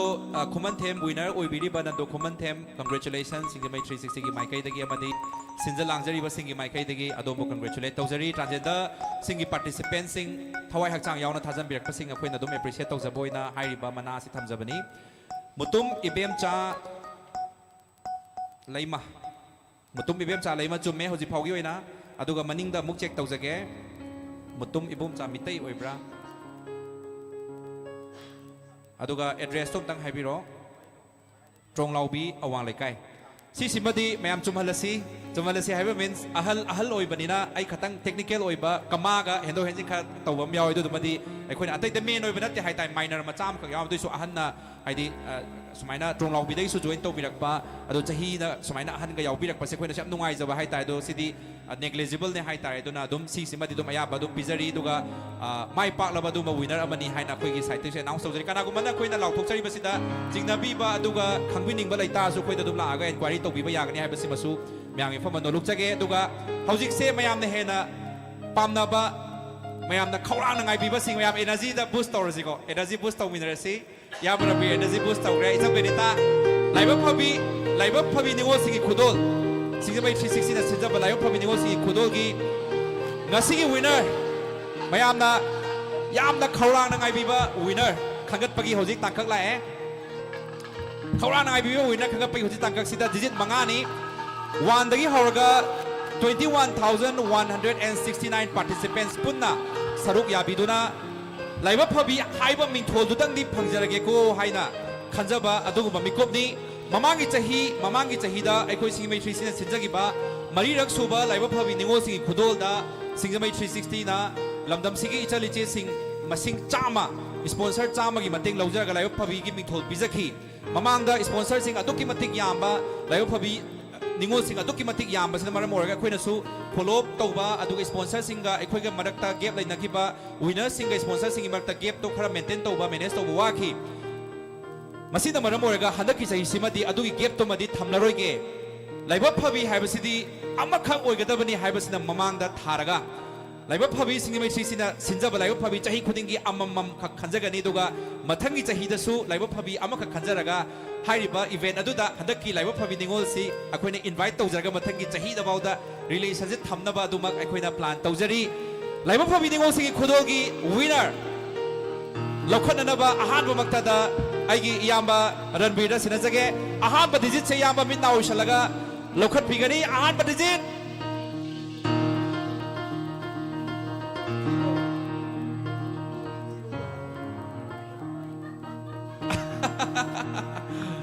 all the best Ningon 0 haure ahan bagi haure tu dagi haure tu gi series ke hoje khara hoga haura bani haina khali tu gi series mayam ko ngai minarasi laibak phabi ningol kana oi gadoino ichal benita matam lausi aduga microphone paisi ichal number 2 gi mathang ni chana number lokhala ka dore digit se kaya mali ꯑꯩꯒꯤꯗꯣ 2-1 ꯅꯦꯕꯀꯣ 어 이산수 야오이거 와 너타가 제로 로컬라카도 있고 있잖아 ꯑꯗꯨ 1 ꯑꯣꯏꯍꯟꯅꯤꯡꯉꯦ ꯑꯝꯇ ꯌꯦꯡꯒꯦꯀꯣ ꯀꯌꯥ ꯑꯣꯏꯒꯦ 9 lae adu Mas adu di oidaba. another winner another number ka local si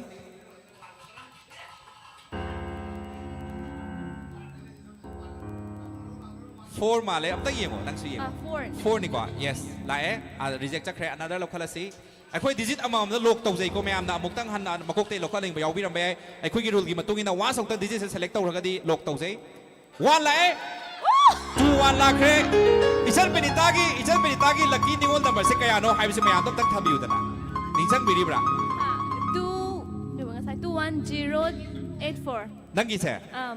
magi na 87 okay yo yo adudi 21 da loi pa saruk yari ne ba as yam nungai ba mi kup ni ko 21 lo khala kre ado ichal penitagi laibak se ichal martina da mu khushi nazaret pass tawri ko matha matha ichal martina da Miru salo, laukan le, utla si mayam da, 216 lakh re. No, wait. 2 se, 211 na taka 0 laukan la kada ba. 6 yard 6 lay te ba, 6 se for chan ne. Ado na. overweight 0 na taka 1 laukan la kada ba. 0 na taka 1. 5 0 na taka 1 laukan lo, ahan batan hantan na siko. 0 na taka 1, 0 na taka 1. 21,000 ne ba 0 na taka 1. ai kikri dong 7 lau tho mo 0 na taka 1 lakh re 211 berita chung ra ba kamay tore Hendo kre icha kan gi su chung re mat nak su chung re okay mathang sidi mayam mi hundung dung chung amani haina khale 211 na howa digit kana yawiri bage haidi loisala ko matamda register to bigi bo oidoni ko 211 kana yawiri haibaduma haibiro mathang ite ma somi lokha pigani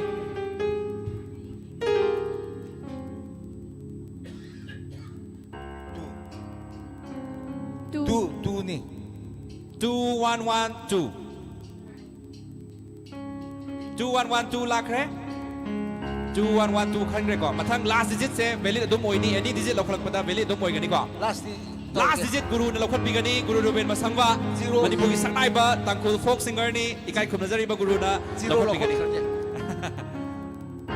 laiba phabi ningol gi last number 1 lo sabelom tang 1 lo sabelom tamun namtang biyo 7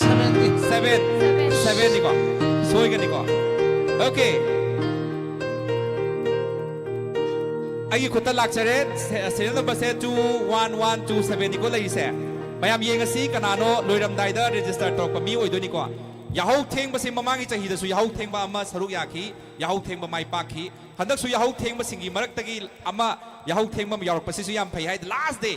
ngarang numita register to po oidoni ko sigi se ngarang gi chira ba tanja pung numidang gi pung taruk tay chai da register to po oidoni theng pa man matam da I check tawzage lucky winner laiba phabi ningol si karai dagi no maming kai kawi haizarake 211 mayam reject chalam basu yeng si ko ticket segai bigino 21127 lae hojik yeng asi khunrak pam daya devi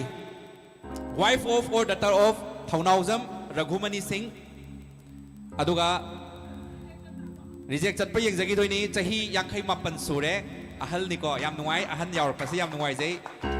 aduga nongmaibung nambam chuthek bazar anak pa oire ko winner se nongmaibung nambam chuthek bazar ye ngasi mahaki winner se mayam sahi 59 years sure ahal da akoi sumaina laiwa phabi gi mingthol se pi re ko aduna pi bahai se mayam verify tawdri verify tang di tawjaki ge aduga aadhar card tharak tagadi na tagana phone kari mo pairak taba option ani mobile number 1 mobile number 2 sida pairak traba nataga off toroba nata no reachable laira ba dui targadi technically bakhoi si disqualified to gadoi ni akhoi je akhoi gi team na call tauri laiba phabi ningol singi khodol gi laiba phabi gi mingthon phangbagi ya bagi chance lairibi khunrakpam daya devi akhoi line laujari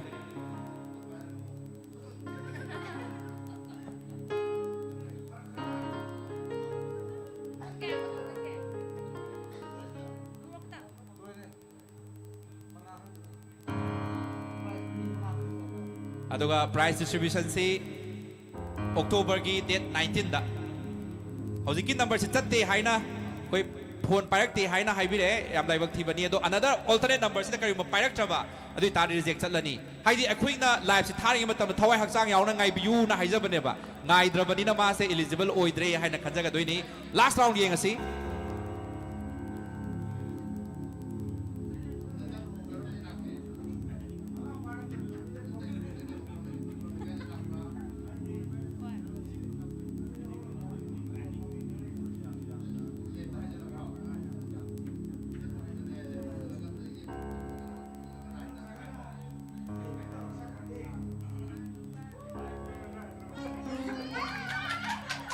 पाइद्रपा rejection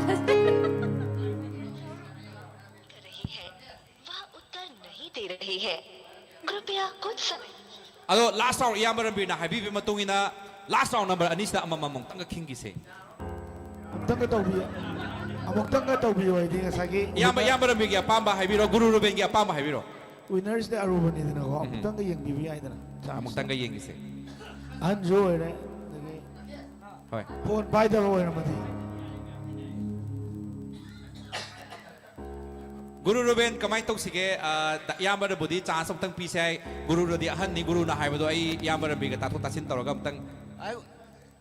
like bug do number 2 chum group phang group in adu ma mo bi tum amtang second second round अमुक्तंगा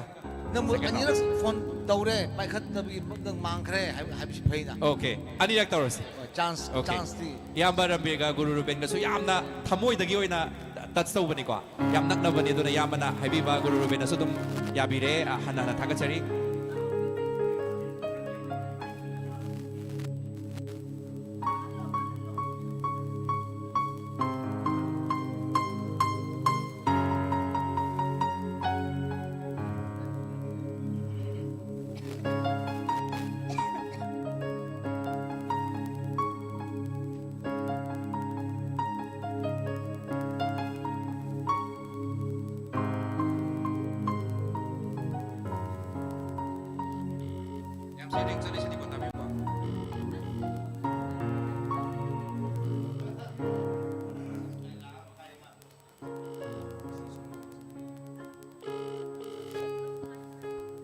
आप जिस व्यक्ति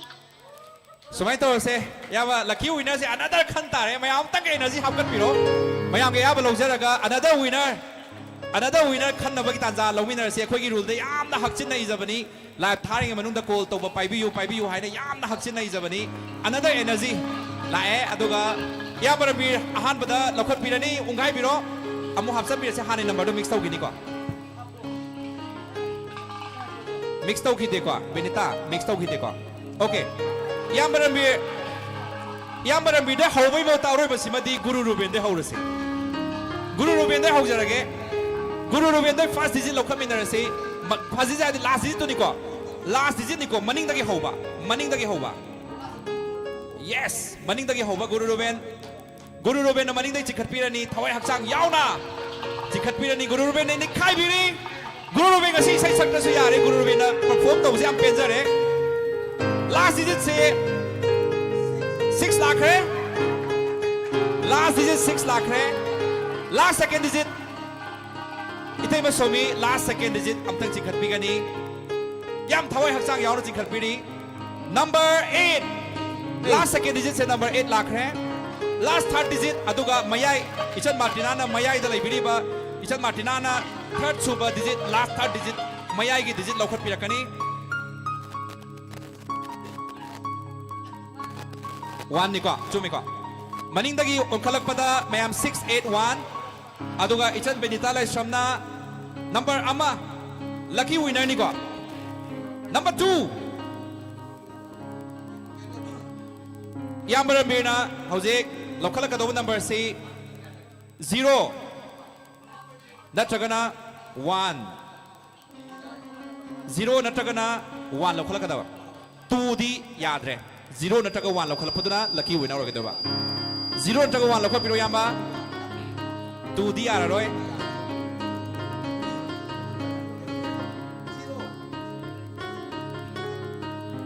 2 लौखले याम्बा another अमा लौखसिको another लौखलसी कईनो दा खोइदा 2 हाइबा digit लैतबना मरम ओइरगा 2 से आइको कनो ताबिगो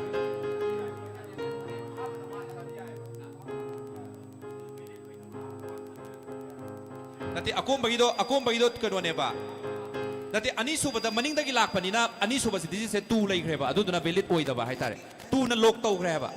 2 na lok tau greba adu gine 2 na lok tau ki bagi neba okay yamarambi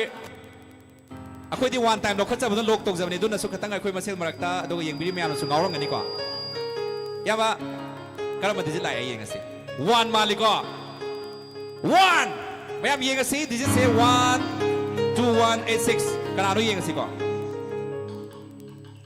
12186 laiba phabi 12186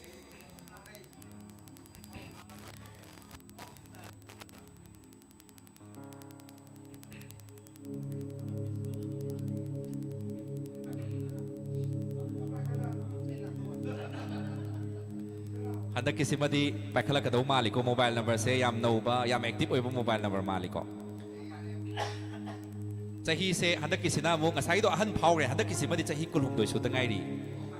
chahi kulhum doi su dangai ri ming oina panjarabada ming lauthok chage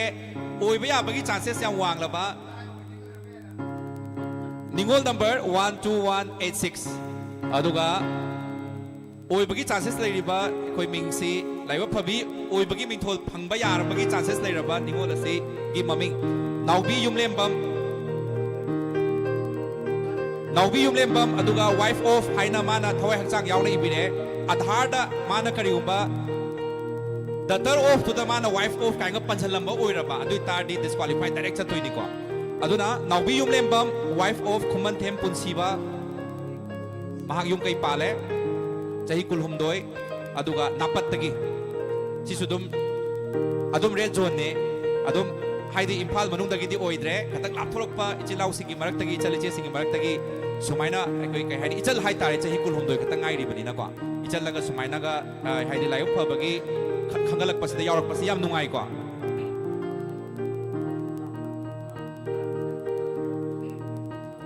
mayamna comment tabudi soiramo kaina ga spider kain comment yam lai ko ayam nungai comment sing su pa matamda aduga mayamda thamjaning base chahi khuding gi oina khoina yam daba chawdaba thidana laiba phabi ningol sing khudol haina chahi khuding gi sinno lak sabadu handak kisna manga rak su bani mathangi chahi tarulak su pangthok pa matamda su mayamda ekhoi handak ki system sima adum follow tawraga adongi ming adaidi laifam Aadhaar da iri baduma khallaga thajan birau karam kanda lotri laugadoino khallaga mobile paina baredi tawbiu isagi photo thabirak matamda hui hodong ko laga daidi angang pamaga adaidi adongi husband ga ko loina na namina ba photo sing thabirak taba single photo oina mai mapung phana uba photo thabirak pa aduga yaragadi ekhoina traditional dress ki photo set laba matungda full photo oina thabiro di haijabane ekhoina mayamna passport photo ko thajalak pa yawe do tasena khoina reject makti tawjate dobadabu hoina khoina hek yeng matamna mapung phada ba haitare ado mathangi chahi photo thajan bek matamdadi mapung phaba hek yeng ba matamda phalandaga thepha matamda yam phajagadaba photo dumba thajan biragadi yam nungai ni haina khanjai akoi hojik laiba phabi oiba yarabi naubi yumlem bangi contact tawjare phone paikhale laiba phadana live yengba yengdabra di khangde ma ado phone paikhalak la matungda Aadhaar card hojik thara age haina pau pibire Aadhaar card yaura ani haina khali akoina singnajari se mana wife of hairaga Khumanthem Punsiba haina ibase si se iramdabra haina yengadoi ni ko adugo my address se napat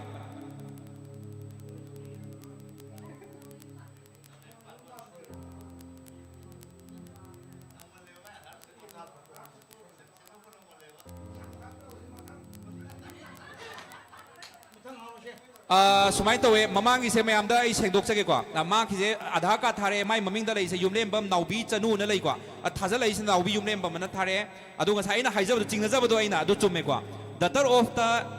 yumlem bam Chandra Kumar Maitai napat ana ire si sima reject chatle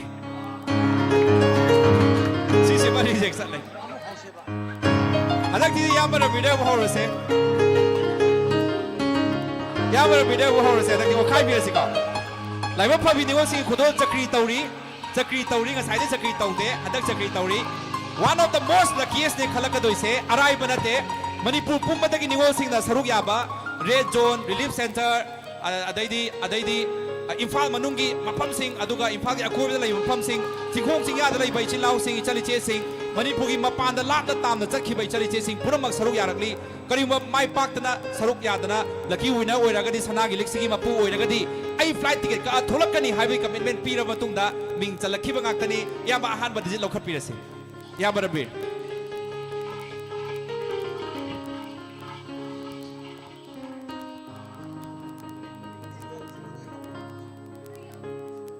ꯍꯟꯗꯛꯇꯤ ꯃꯁꯥ ꯂꯥꯎꯅ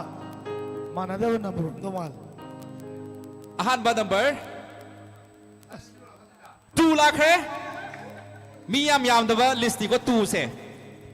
ꯑꯗꯨꯒ ꯏꯆꯜ ꯕꯤꯅꯤꯇꯥꯁꯨ ꯅꯣꯛꯏꯁꯦ ꯃꯥ ꯌꯥꯎꯕꯒꯤꯅꯦꯕ ꯃꯌꯥꯝ ꯌꯦꯡꯕꯤꯌꯨꯅꯦ ꯃꯣꯃꯣꯟ ꯃꯤꯅꯣꯛ ꯇꯝꯂꯤꯁꯦ ꯏꯆꯜꯁꯤ ꯅꯨꯡꯁꯤꯗ꯭ꯔꯦꯉꯣ ꯏꯆꯜ ꯃꯥꯔꯇꯤꯅꯥꯁꯨ ꯅꯣꯛꯏ ꯀꯩꯅꯣ ꯃꯣꯏꯁꯨ chance ꯂꯩꯌꯦꯕ ꯏꯆꯜꯅ ꯂꯧꯈꯠꯂꯛꯑꯦ digit number 0 20 ꯂꯥꯛꯈ꯭ꯔꯦ इसल मार्टिना कई लाई 6 206 लाख है and then 2061 Guru Ruben 0 lakh है मसिंग याम फजई 0 अनि यावी 20610 अंदर अमुक लाइबक येंग असिको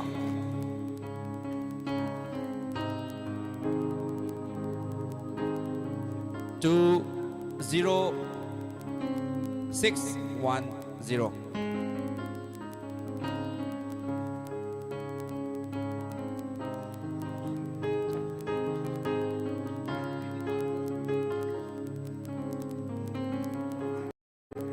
से मोबाइल फोन पायरक पर येंगसी मोबाइल नंबर से पायरक कदो मोबाइल नंबर नी पायरोइदबा अहन्न पाइप मोबाइल ओइदे अदुगा मी सी ममिंग से पंद्रिंगैदा चाही से अखोय गदो मानै चाही 38 सुरे अदुगा महाकी ममिंग से ममिंग आई अनाउंस तौजरगे मयामदा थियाम शिला देवी हारिबा मरुप असिना हौजी फाउगी ओइनदी विनर ओइबगी चांसेस लैदुना गसागी मागी आधार कार्ड मनिंग ममांग थारक लगा वेरीफाई तौद्री फाउगी ओइनदी हौजी फाउगी ओइना मोंदा फाउगी चांसे ऑलमोस्ट 90% लैरमनी 10% महाना थाजन गिमा तमना क्याम थवा यावना थाजन गिबा अहानबा फोन पाइद्रे अनी सुबो ऑप्शनल अमुक तौजगे alternate number da call तौजगे चक्री तौई को मैम चक्री तौई लाइव फबी निगोल से इराय लाइन खलोई दोरी चक्री तौई हौजिक लाइव ता मी 6700 हेन येंगली सिंगमई 360 की फेसबुक पेज ता अदुगा यूट्यूब ता कया येंगली बनो हाइबदो खोगी टेक्निकल टीम नमतंग पाउ पिबिरक नमन लोकचरी सिंगमई 360 यूट्यूब चैनल ता अदुगा ISTV की म्यूजिक चैनल दसु इचिनाव मयाम येंगबिरंगनी अहलमन मयाम येंगबिरंगनी हाइना खंजई मयाम पुनो पुई को नोना खुरुमजरी सिंजा लांगजरी बसिंगी माइकैदगी अदोंगी मफमदा मी लिसिंग अनीगा चौंगा मुक येंगली यूट्यूब तसु पुन्ना मी लिसिंग मपन मुकी मयानी कंप्लीट ओइना येंगिसे हुजि लाइव ता रणबीगी से तु खक ओरे जाला मुक हना हंगई को तु खक ओइदबनी अदो तु से याम मसीगी दाव दा तु से याम कल्ली हाइतारे तु गी से याम स्ट्रांग ओइ ममांग दा तु हंजन लाई तु याम स्ट्रांग ओइ अतोपा नंबर सु यावरी हौजिकी नंबर अखोइना कॉल तौजबा मोबाइल नंबर से अखोइना अहानबा मसागी मोबाइल नंबर हौजि यामर बि नोट पी से 0 गा 1 गा सु यावरी हाइबनिको अतोपा mobile number optional mobile number से अखोइना ऑल्टरनेट मोबाइल नंबर मा हापचबदो करिगुम्बा अदोमना फोन याम पाइगंदबा हाइदि नुमिदांगी मतमदा फोन तौगदोइनिना नुपी हाइबसिदी युंगी मौ हाइबसिदी थबाइंगांग तौबदा चिनगिबा खोटकिबा यावबा याइदुना फोन पाइगनबा मियोय अमगी मोबाइल नंबर पिबियुना अखोइना ऑल्टरनेट मोबाइल नंबर रिक्वेस्ट तौजबनी मतमदुदा मखोइना मसाना याना ऑल्टरनेट मोबाइल नंबर मा पिबिरई अखोइदसु सिगी डाटा सिंग याम सेफ होइना थमजै एवरी पार्टिसिपेंट खुदिमकी डाटा याम सेफ होइना अखोइदा थमजै कनामता दा अखोइना सिसे लैबा योनबा अमता तौबा यारोय हाइरिबा हौजी हौजी अखोइना विनर ने हाइना अनाउंस तौजगदोरिबा मियोय सिंग ममी अमोहना थमजगे Thiyam Shila Devi wife of or daughter of Thiyam Tomba Singh माकी एड्रेस ना थियाम कोंजिन अवांग लेकाय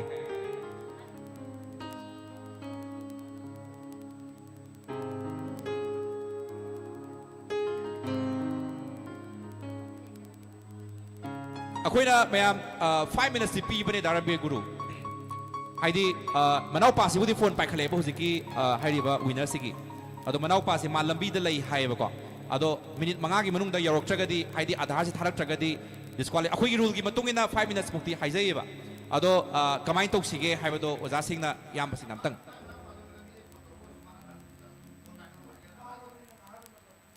ꯐꯥꯎꯔꯕꯅꯤꯅ ꯉꯥꯏꯍꯥꯛ ꯃꯇꯝ ꯑꯃꯨꯛ ꯄꯤꯕꯤꯁꯦꯅ ꯍꯥꯏꯔꯤꯌꯦ ꯍꯣꯏ ꯑꯗꯣ ꯃꯥꯅ ꯊꯥꯔꯛꯀꯗꯧꯔꯤꯕ ꯆꯦꯁꯤꯅꯁꯨ ꯍꯥꯏꯗꯤ ꯋꯤꯅꯔ ꯑꯣꯏꯔꯝꯅꯤ ꯑꯣꯏꯔꯝꯗꯣꯏꯁꯨ ꯈꯪꯕ ꯅꯠꯇꯦꯀꯣ ꯑꯗꯣ ꯉꯁꯥꯏꯒꯤ ꯍꯥꯎꯁꯤ ꯇꯤꯀꯦꯠꯇ ꯍꯥꯎꯁꯐꯨꯜ ꯀ꯭ꯂꯦꯝ ꯇꯧꯔꯒ ꯇꯤꯀꯦꯠ ꯁꯦꯒꯥꯏꯔꯨꯔꯒ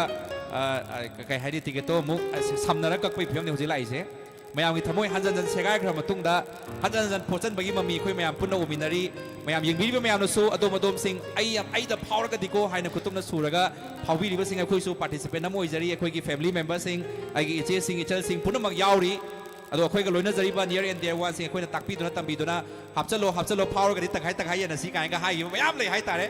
ꯃꯈꯣꯏꯁꯤꯡꯒꯤ ꯃꯔꯛꯇꯒꯤꯁꯨ ꯑꯗꯨꯝ ꯐꯥꯎꯍꯟꯅꯤꯡꯉꯤ ꯀꯩꯅꯣ ꯇꯪꯈꯥꯏ ꯌꯦꯟꯅꯁꯤ ꯍꯥꯏꯕ ꯋꯥꯈꯜꯂꯣꯟꯗ ꯂꯩꯕꯅꯤ나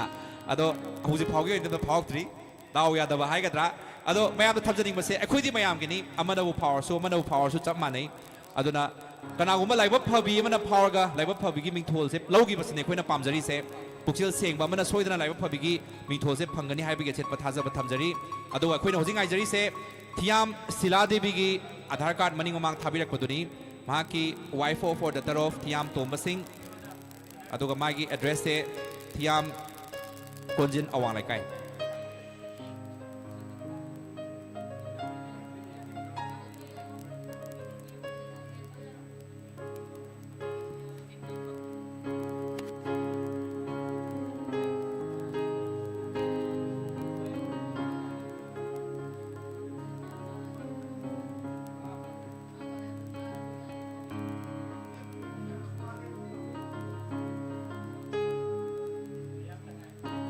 मिनिट अमा खतंग आइरे को तू दंगावरे तामोरम बिरदी हाइरिये थोकचोम सुनंता न कमेंट जे अदो तू की मंगसी मागी मराई बक्से आम कल्ले है बा तू की मराई बक्से आम कल्ले बा दूध नने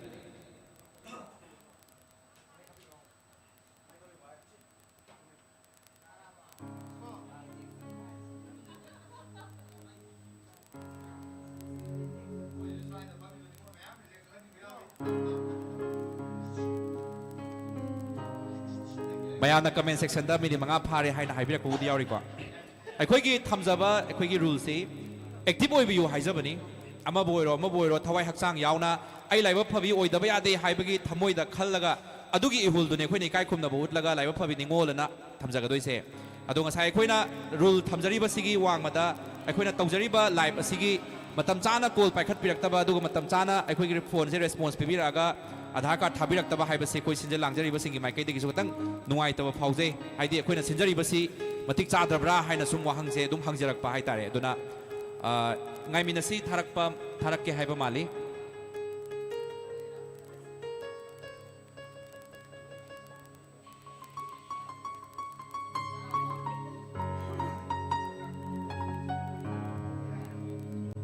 मयामना अखोइ रूल अमदि हाइबिरेको रूल की वासे मयामदा थमजगे अखोइना वा सौतंग लौखतखिबा डिजिट से लॉक तौई सिंगमै 360 ना सेमजबा रूल ने सिसिमा अदोंगी एरिया दा लैबि मतमदा अदोंगी रूल अम चनगिरा अखोइगिसु अखोइ ऑर्गेनाइजर की रूल अमोइना वा सौतंग लौखतखिबा मसिंग से लॉक तौरगा थमजै अदुगा अतै तै रिमेनिंग नंबर सिंगदु वैलिड ओइद्रि फाउ लौखतपगी सिस्टम अमा लैजै सिगिजमक्ता मयामना ngakpigani अखोइ सिंगमै 360 की रूल की ओइनदि सुमाइना अखोइना एवरीवेयर चचबा मफम खुदिमक्ता अदुम सिगी रूल सिगी मतुंगिना दुम चचै हाइबसि मदोंगी मफम थमजगे आधार कार्ड थारे चेंझलगा मनाव पासिनको चेंझल थारकपनि लाइबक येंगसि थियाम सिला देवी हौजी फाउगी ओइनदि चुम्मी अदुगा मनिंगदा येंगसिको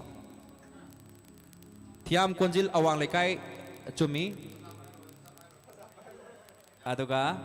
हापसलो ममांग अतोप ममिंग ओके आधार बुदी मागी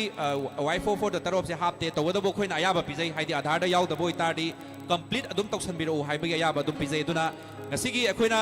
विनर से अखोइना यंगजर मतुंगदा आधार कार्ड ओंतंग लास्ट एंड फाइनल ओंतंग यंगजगे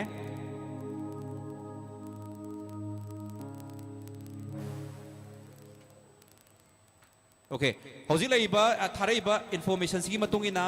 मागी चही को अदैदी डेट ऑफ बर्थ लोइनमक चुमले हाइना मयामदा अनाउंस तौजरी मयामदा करियुमा थाजबिदबा लैतारगसु अखोइ सिंगमै 360 दा अदुम लाकपिरगा अदुम डाटा सिदे अखोइना शेयर तौबगी राइट लेजदे अदुम लाकपिरगा येंगबिबा यानी हाइबगी वखलोन से मयाम खम थमजगे दुगा याबर बि थौनादा वफम तंग थम्बियो दुगा इसै मतेम तंग सकपिरमो याबसु ꯃꯇꯦꯡ ꯑꯃꯇꯪ ꯉꯪꯕꯤꯔꯝꯕ ꯃꯌꯥꯝꯒꯤ ꯏꯟꯇꯔꯦꯁꯇ ꯂꯥꯏꯚꯇꯁꯨ ꯃꯌꯥꯝ ꯌꯦꯡꯕꯤꯔꯤ 10,000 ꯍꯦꯟꯅ ꯌꯦꯡꯕꯤꯔꯤ ꯏꯌꯥꯝꯕ ꯌꯥꯎꯕꯤꯔꯝꯃꯕꯅꯤꯅ ꯏꯁꯩ ꯃꯇꯦꯡ ꯑꯃꯇꯪ ꯏꯁꯇꯥꯏꯜ ꯃꯇꯦꯡ ꯑꯃꯇꯪ ꯑꯣꯏꯅ ꯉꯪꯕꯤꯔꯝꯃꯒ ꯉꯁꯤꯒꯤ ꯂꯥꯏꯕꯛ ꯐꯕꯤꯁꯤꯡꯁꯤꯒꯤ ꯍꯥꯏꯗꯤ ꯋꯤꯁ ꯇꯧꯕꯤꯔꯝꯃꯣ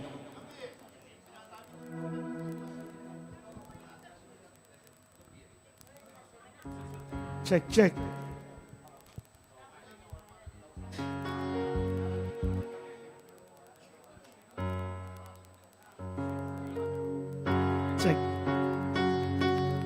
khảo đi à thế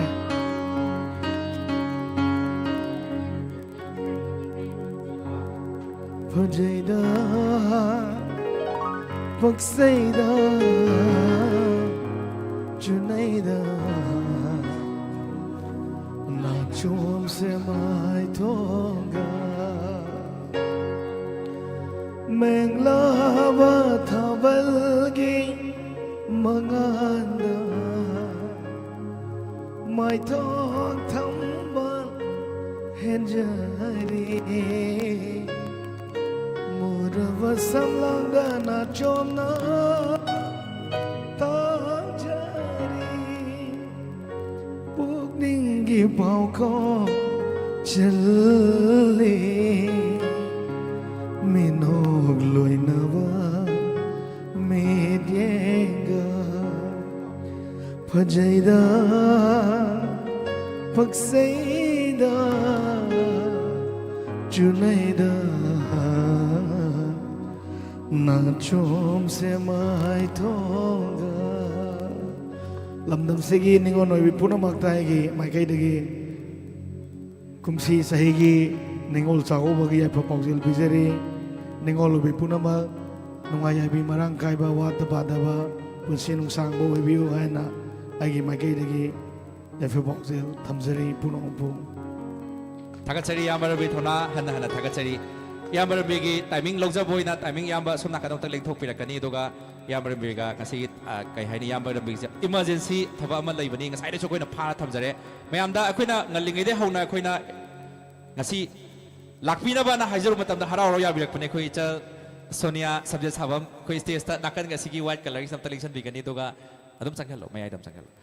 election bigani adoga yambar bina kanbiram mafam sing adum kanbibasu yare adoga ngasi thauram sida saruk yaba lakpibani chansu hanan thagachari thenglasu thengla yosan birakpa adoga laibak miyam da saruk yagani haina announce tawgra matungda saruk yadagadi mapung phara roi haina khanbibadagi matam chana lengbirakpa thengasu thenga lengbirakpa hanan thagachari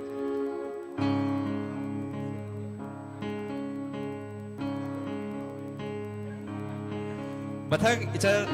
benita da microphone sida jage chal benita da microphone sida jage ichal laibak phabi winner sing da su aduga saruk ya biribi 21,169 sida su khoi kai haini dedicate to biba isai matem tangang biraga ngasigi thorom sigi hai tare mapung phana ba matem tangang bi yam sang dar su mi ai ko matem tang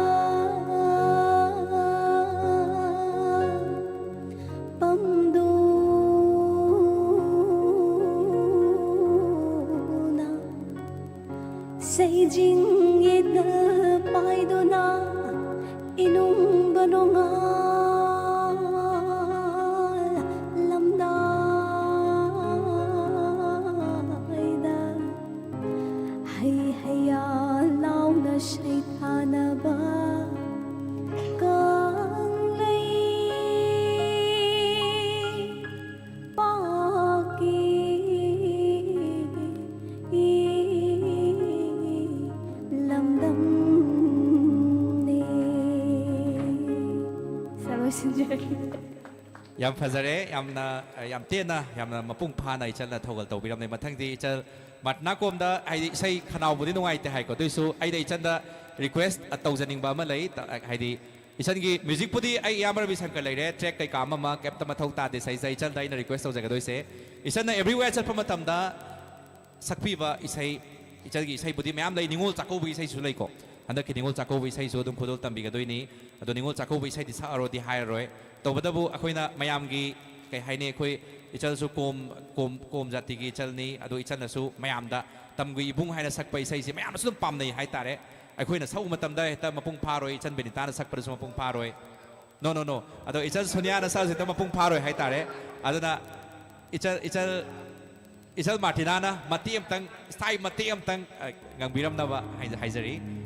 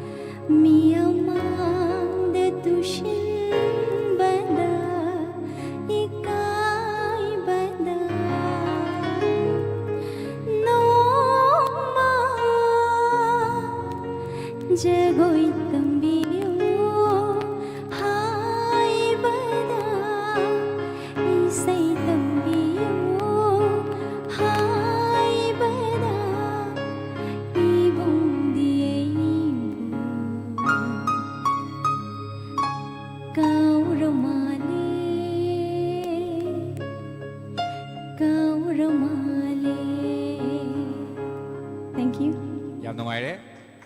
mathak aroi bada ekhoi guru chin biri guru mateng ngatang kaino isai guru gi mayam da thogal topi ba ya mateng ai tangang ishe biu ba shisu leitre ne tu bo mateng tangang biu ishe ai di ai ne hek hau de pang khong ai gi she folk song ne ado pare matek line ama makhai gumba adum natra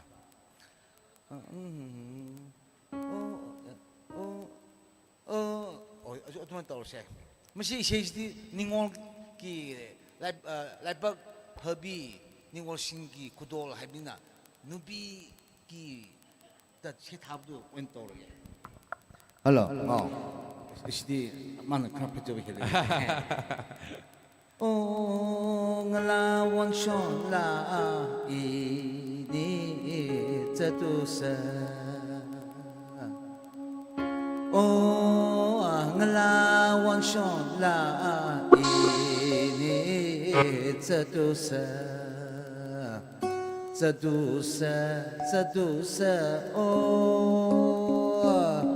ngala wang shon la ini zatusa 이시시기 아타제 아무튼 하이고 밥다네 아비 닝올 하비시더니 마기 누시바 이몽 아니나 야나도나 아시 누미다 홍기니고 하는 마디 농심은도 이몽나 카인데 юм도 롤롤레 더 마기 러버스나 어떤 딸에 쩔라세 애기 농시비 쩔라세 어떤 딸에 누미데 트레스네 어디기 셰니도 ngala 원쇼 라 이니 satu se ipani chala sim tam tare habi ki ko ningol sim ja khabina ku tol tu tam to same adugi ishe yam nungai jere thank you so much okay ngasi se mayam da surprise wena announce something tawjage ai chal sonia su theng yo sanbire magi da wakta magi favor da hai tare another consolation amtang add tawjage ngasi lucky winner singi maraktagi another consolation amtang ichal sonia da amtang hapsambiro ama khangalaga consolation award ama haidi ichal su nathi mamang da number do ichal singa ngakre masu haidi ngasi gi lottery se khangat pada saruk yana na ba hai tare another consolation award ama lokhana na ba khoi sinjari party loidri hai tare ama khakka aikhoi lokhachage horen khutto homjan bayani ko chale chanbra खुजी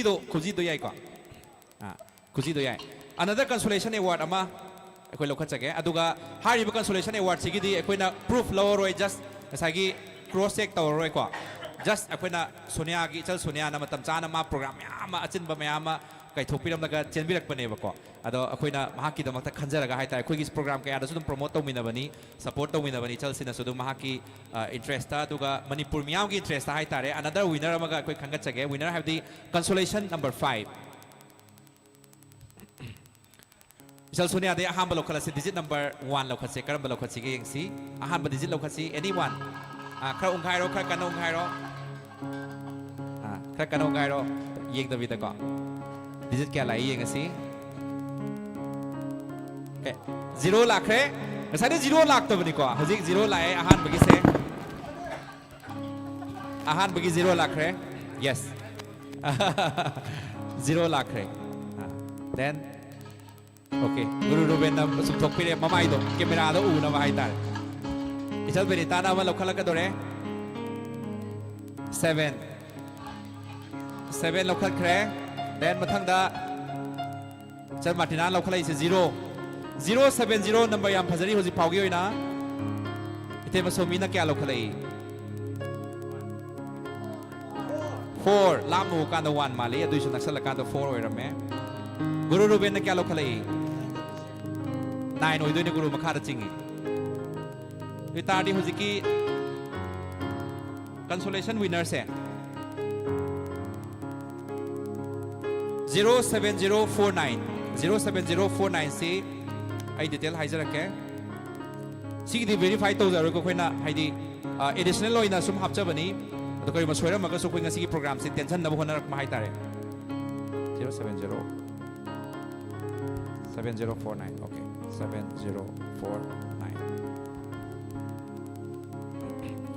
7049 se Sarungbam Baby Rani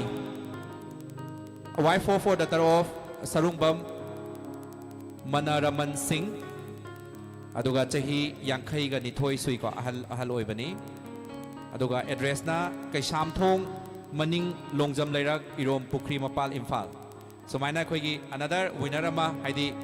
consolation winner ama khoi lokha chabani adong call tawga khoi claim to biro na di haira ge duga kariba minor guba asoi ba lerama go so khoi da sisima di khoi na haidi khara semdok sinjen yana na ba hai tare ichal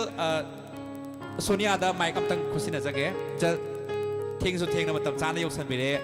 songi nangaroi ra khan matam da dum pakhalang ma dai hai khaling sai gi program do mapung pha na yarom dra su khangdre matam chana thing na yobire ko kamai to ngasi gi numit matok ram na hogre katang review mayam ahamba magtada ay po matam kitang thenga khara yamna thenga la khare duna ngakpi gani ado aina chak happy na hai gi du ma chak sa ba lak pane hek khale ni oi aduga ngasi je show ma su lairuba aduga khoi singzamai 360 na su sida lakpi yo na harak padu aina su hoi hai dokhraba aduna hoi hai khrabani na aina mo ko na yai thok padu su nungai tamni na ai thenga su thengna yaw sinjara age haraga ai dress phau hongakte dum show gi dress to adum selaga dum lae ado kitang di yaw ba nang hoba se yamna phai sana ke ji manga mukti ma le chana ngasi ya le se anam lo mangani sana sing man ta natte da clear to is pare da de hore na bi daga na tane aduna yamna aisu lai bok pare kitang program sa nang hoba gi damakta aduna may yingdiri ba pumna maksu waro bidana bahai tari ado ichal ngasi se khushmaya laiba phabi winner su lokha khre aduga consolation ichal lakpagi consolation another consolation ama hapkalaga consolation prize ta manga thongre ko aduga transgender singi maraktagi su khoida thajabek pa transgender list tu dagi lucky winner ama su khanga khre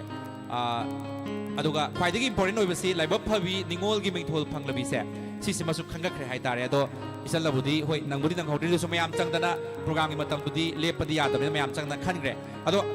ngasi attend tawri ba ngasi participate tawri sa isal sudum yawi na khoina suming haidi address ka haidi hapsal matung da isagi generate taw khibdo number ma adu kanam ta phau hai ta khoi sai lai masing taw kem ta ya ta bazani adu 21169 participants saru ya bi khibani hari participants sing se sida isan gi mai kai dagi kai haini ningol chako bana lak matam da wi samtang taw biramo tuga mai pakraba ngasagi lai ba phabi adai di atopa consolation award sing do award sing do su wi samtang haidi congratulation oi ba wahi amaning dang biyo ꯑꯍꯥꯟꯕ ꯃꯛꯇꯗ ꯑꯩꯈꯣꯏꯒꯤ ꯃꯥꯏ ꯄꯥꯛꯈꯤꯕꯁꯤꯡꯗꯨꯕꯨ congratulation ꯑꯗꯨꯒ ꯑꯩꯈꯣꯏꯒꯤ ꯄꯥꯔꯇꯤꯁꯤꯄꯦꯟꯁꯤꯡꯕꯨ ꯑꯗꯨꯗꯩꯗꯤ participant ꯅꯠꯇꯕ ꯚꯥꯕꯣꯛ ꯃꯌꯥꯝꯕꯨꯁꯨ ꯅꯤꯉꯣꯜ ꯆꯥꯛꯀꯧꯕꯅ ꯂꯥꯛꯄꯗ ꯇꯦꯛꯇ ꯀꯥꯏꯗꯕ ꯌꯥꯝꯅ ꯏꯪꯅ ꯆꯤꯛꯅ ꯑꯩꯈꯣꯏꯒꯤ ꯏꯕꯨꯡ ꯏꯄ꯭ꯋꯥꯁꯤꯡꯒ ꯐꯖꯅ ꯄꯨꯟꯅ ꯅꯨꯡꯁꯤ ꯆꯥꯟꯅꯅ ꯅꯤꯉꯣꯜ ꯆꯥꯛꯀꯧꯕꯁꯦ ꯀꯩ ꯍꯥꯏꯇꯥꯔꯦ ꯑꯍꯥꯎ ꯑꯍꯥꯎꯕ ꯆꯥꯗꯅ ꯅꯨꯡꯉꯥꯏꯕ ꯏꯪ ꯆꯤꯛꯄ ꯑꯣꯏꯔꯁꯅꯣꯅ ꯍꯥꯏꯖꯅꯤꯡꯉꯤ Okay. Yam nungai ngasi gi numit sumaina koi mayam singa punna koi mapung phana saruk yaminaba numit ama haibadu oire ngasi symmetry se sinjari ba manga rak suba laimu phabi ningol singi khodol ngasi lakpiri ba koi guest singi matenga loinana ngasi mapung phana maruina ngasi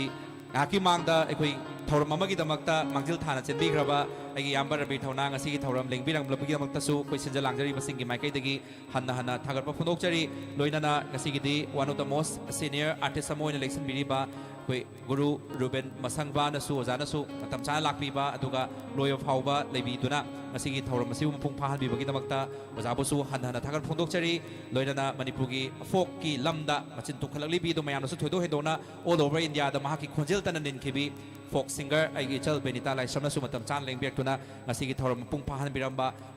phahan birakpa hanan thagar phunokchari duga aigi chal Martina kom na su ngasi gi thoram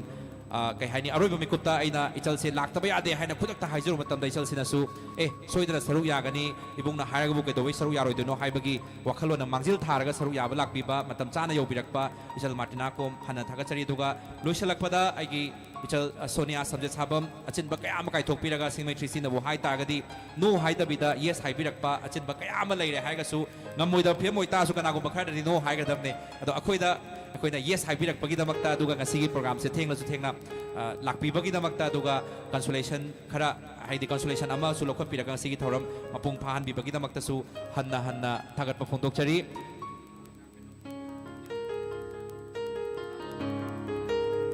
aduga ngasigi amuka hana loisalakpada mayam thamjani basi ngasigi background score pibiriba yamba Ravi Shankar Chingu Leichal yamba sina ngasi background score ngasai hobane loi phauba background music pibiduna thoram sigi ahenba thona amadi pangal amadi mahau pibi bani hai yamba bu hana thagat phondokchari duga ngasigi thoram sida mapung phana hona matamda mapung oiba thodang lobiriba koi singimei 360 gi 5th live phabi ningo singi khodol bu power tobiriba Larian Jewelers thagat phondokchari ko power tobiriba Binarani Jewelry busu hanana thagachari loinana thoram October 19 ki thoram host tobigidoriba Babina group pusu Singzamei 360 gi maikai dagi hana thagat phondokchari loinana platinum sponsors oibiriba honorable speaker Manipur Legislative Assembly gi honorable speaker busu hana thagachari Suba Hospital and Assisted Reproductive Center Imphal busu hana thagachari Caesar Hospitals and Research Institute busu sponsor tobirakpa hana thagachari loinana Daya Jewelry na su sponsor tobirakpa hana thagat phondokchari LB Roofing Smart Security Service Airport Authority of India Tulsi Motors Private Limited Tulsi TVS loinana Liglam Ventures Private Limited aduga aroibada Excellent Everydays na su ngasigi thoram asigi damakta platinum sponsors obirakpa damakta hana thag phondokchari loinana gold sponsors obirakpa Tanya Fizol Pink Jewelers Haripriya Collections JV Juice Bar Jani Ironwork loinana Pena Store busu gold sponsors ki thodang yabirakpagi damakta hana thagat phondokchari silver sponsors ki manungda Job Center Kangleisil Mugana Chom Thoiba Variety Store Leima Agro Kanglei Charai Fikol Khuman Collection Fashion Hub Phubala Sunusify Model Village Nature of Wangkai Eye Hospital Malemgan Footwear loinana ngasigi TV broadcasting partner oibiriba ISTV busu ikai khumna bu uchari loinana ngasigi Fizang partner oibiriba Naurem Fizang busu hanna thagatpa phondokchari Naurem Fizang gi Instagram link to the changbirak laga mayamna Fizang ga mari leinaba update sing aduga inquiry order lobby bayagani loinana aroisalakpada sound and light panoi biriba ESS kawagi tachauba mayam leksin birakliba mayam tinbiriba mayam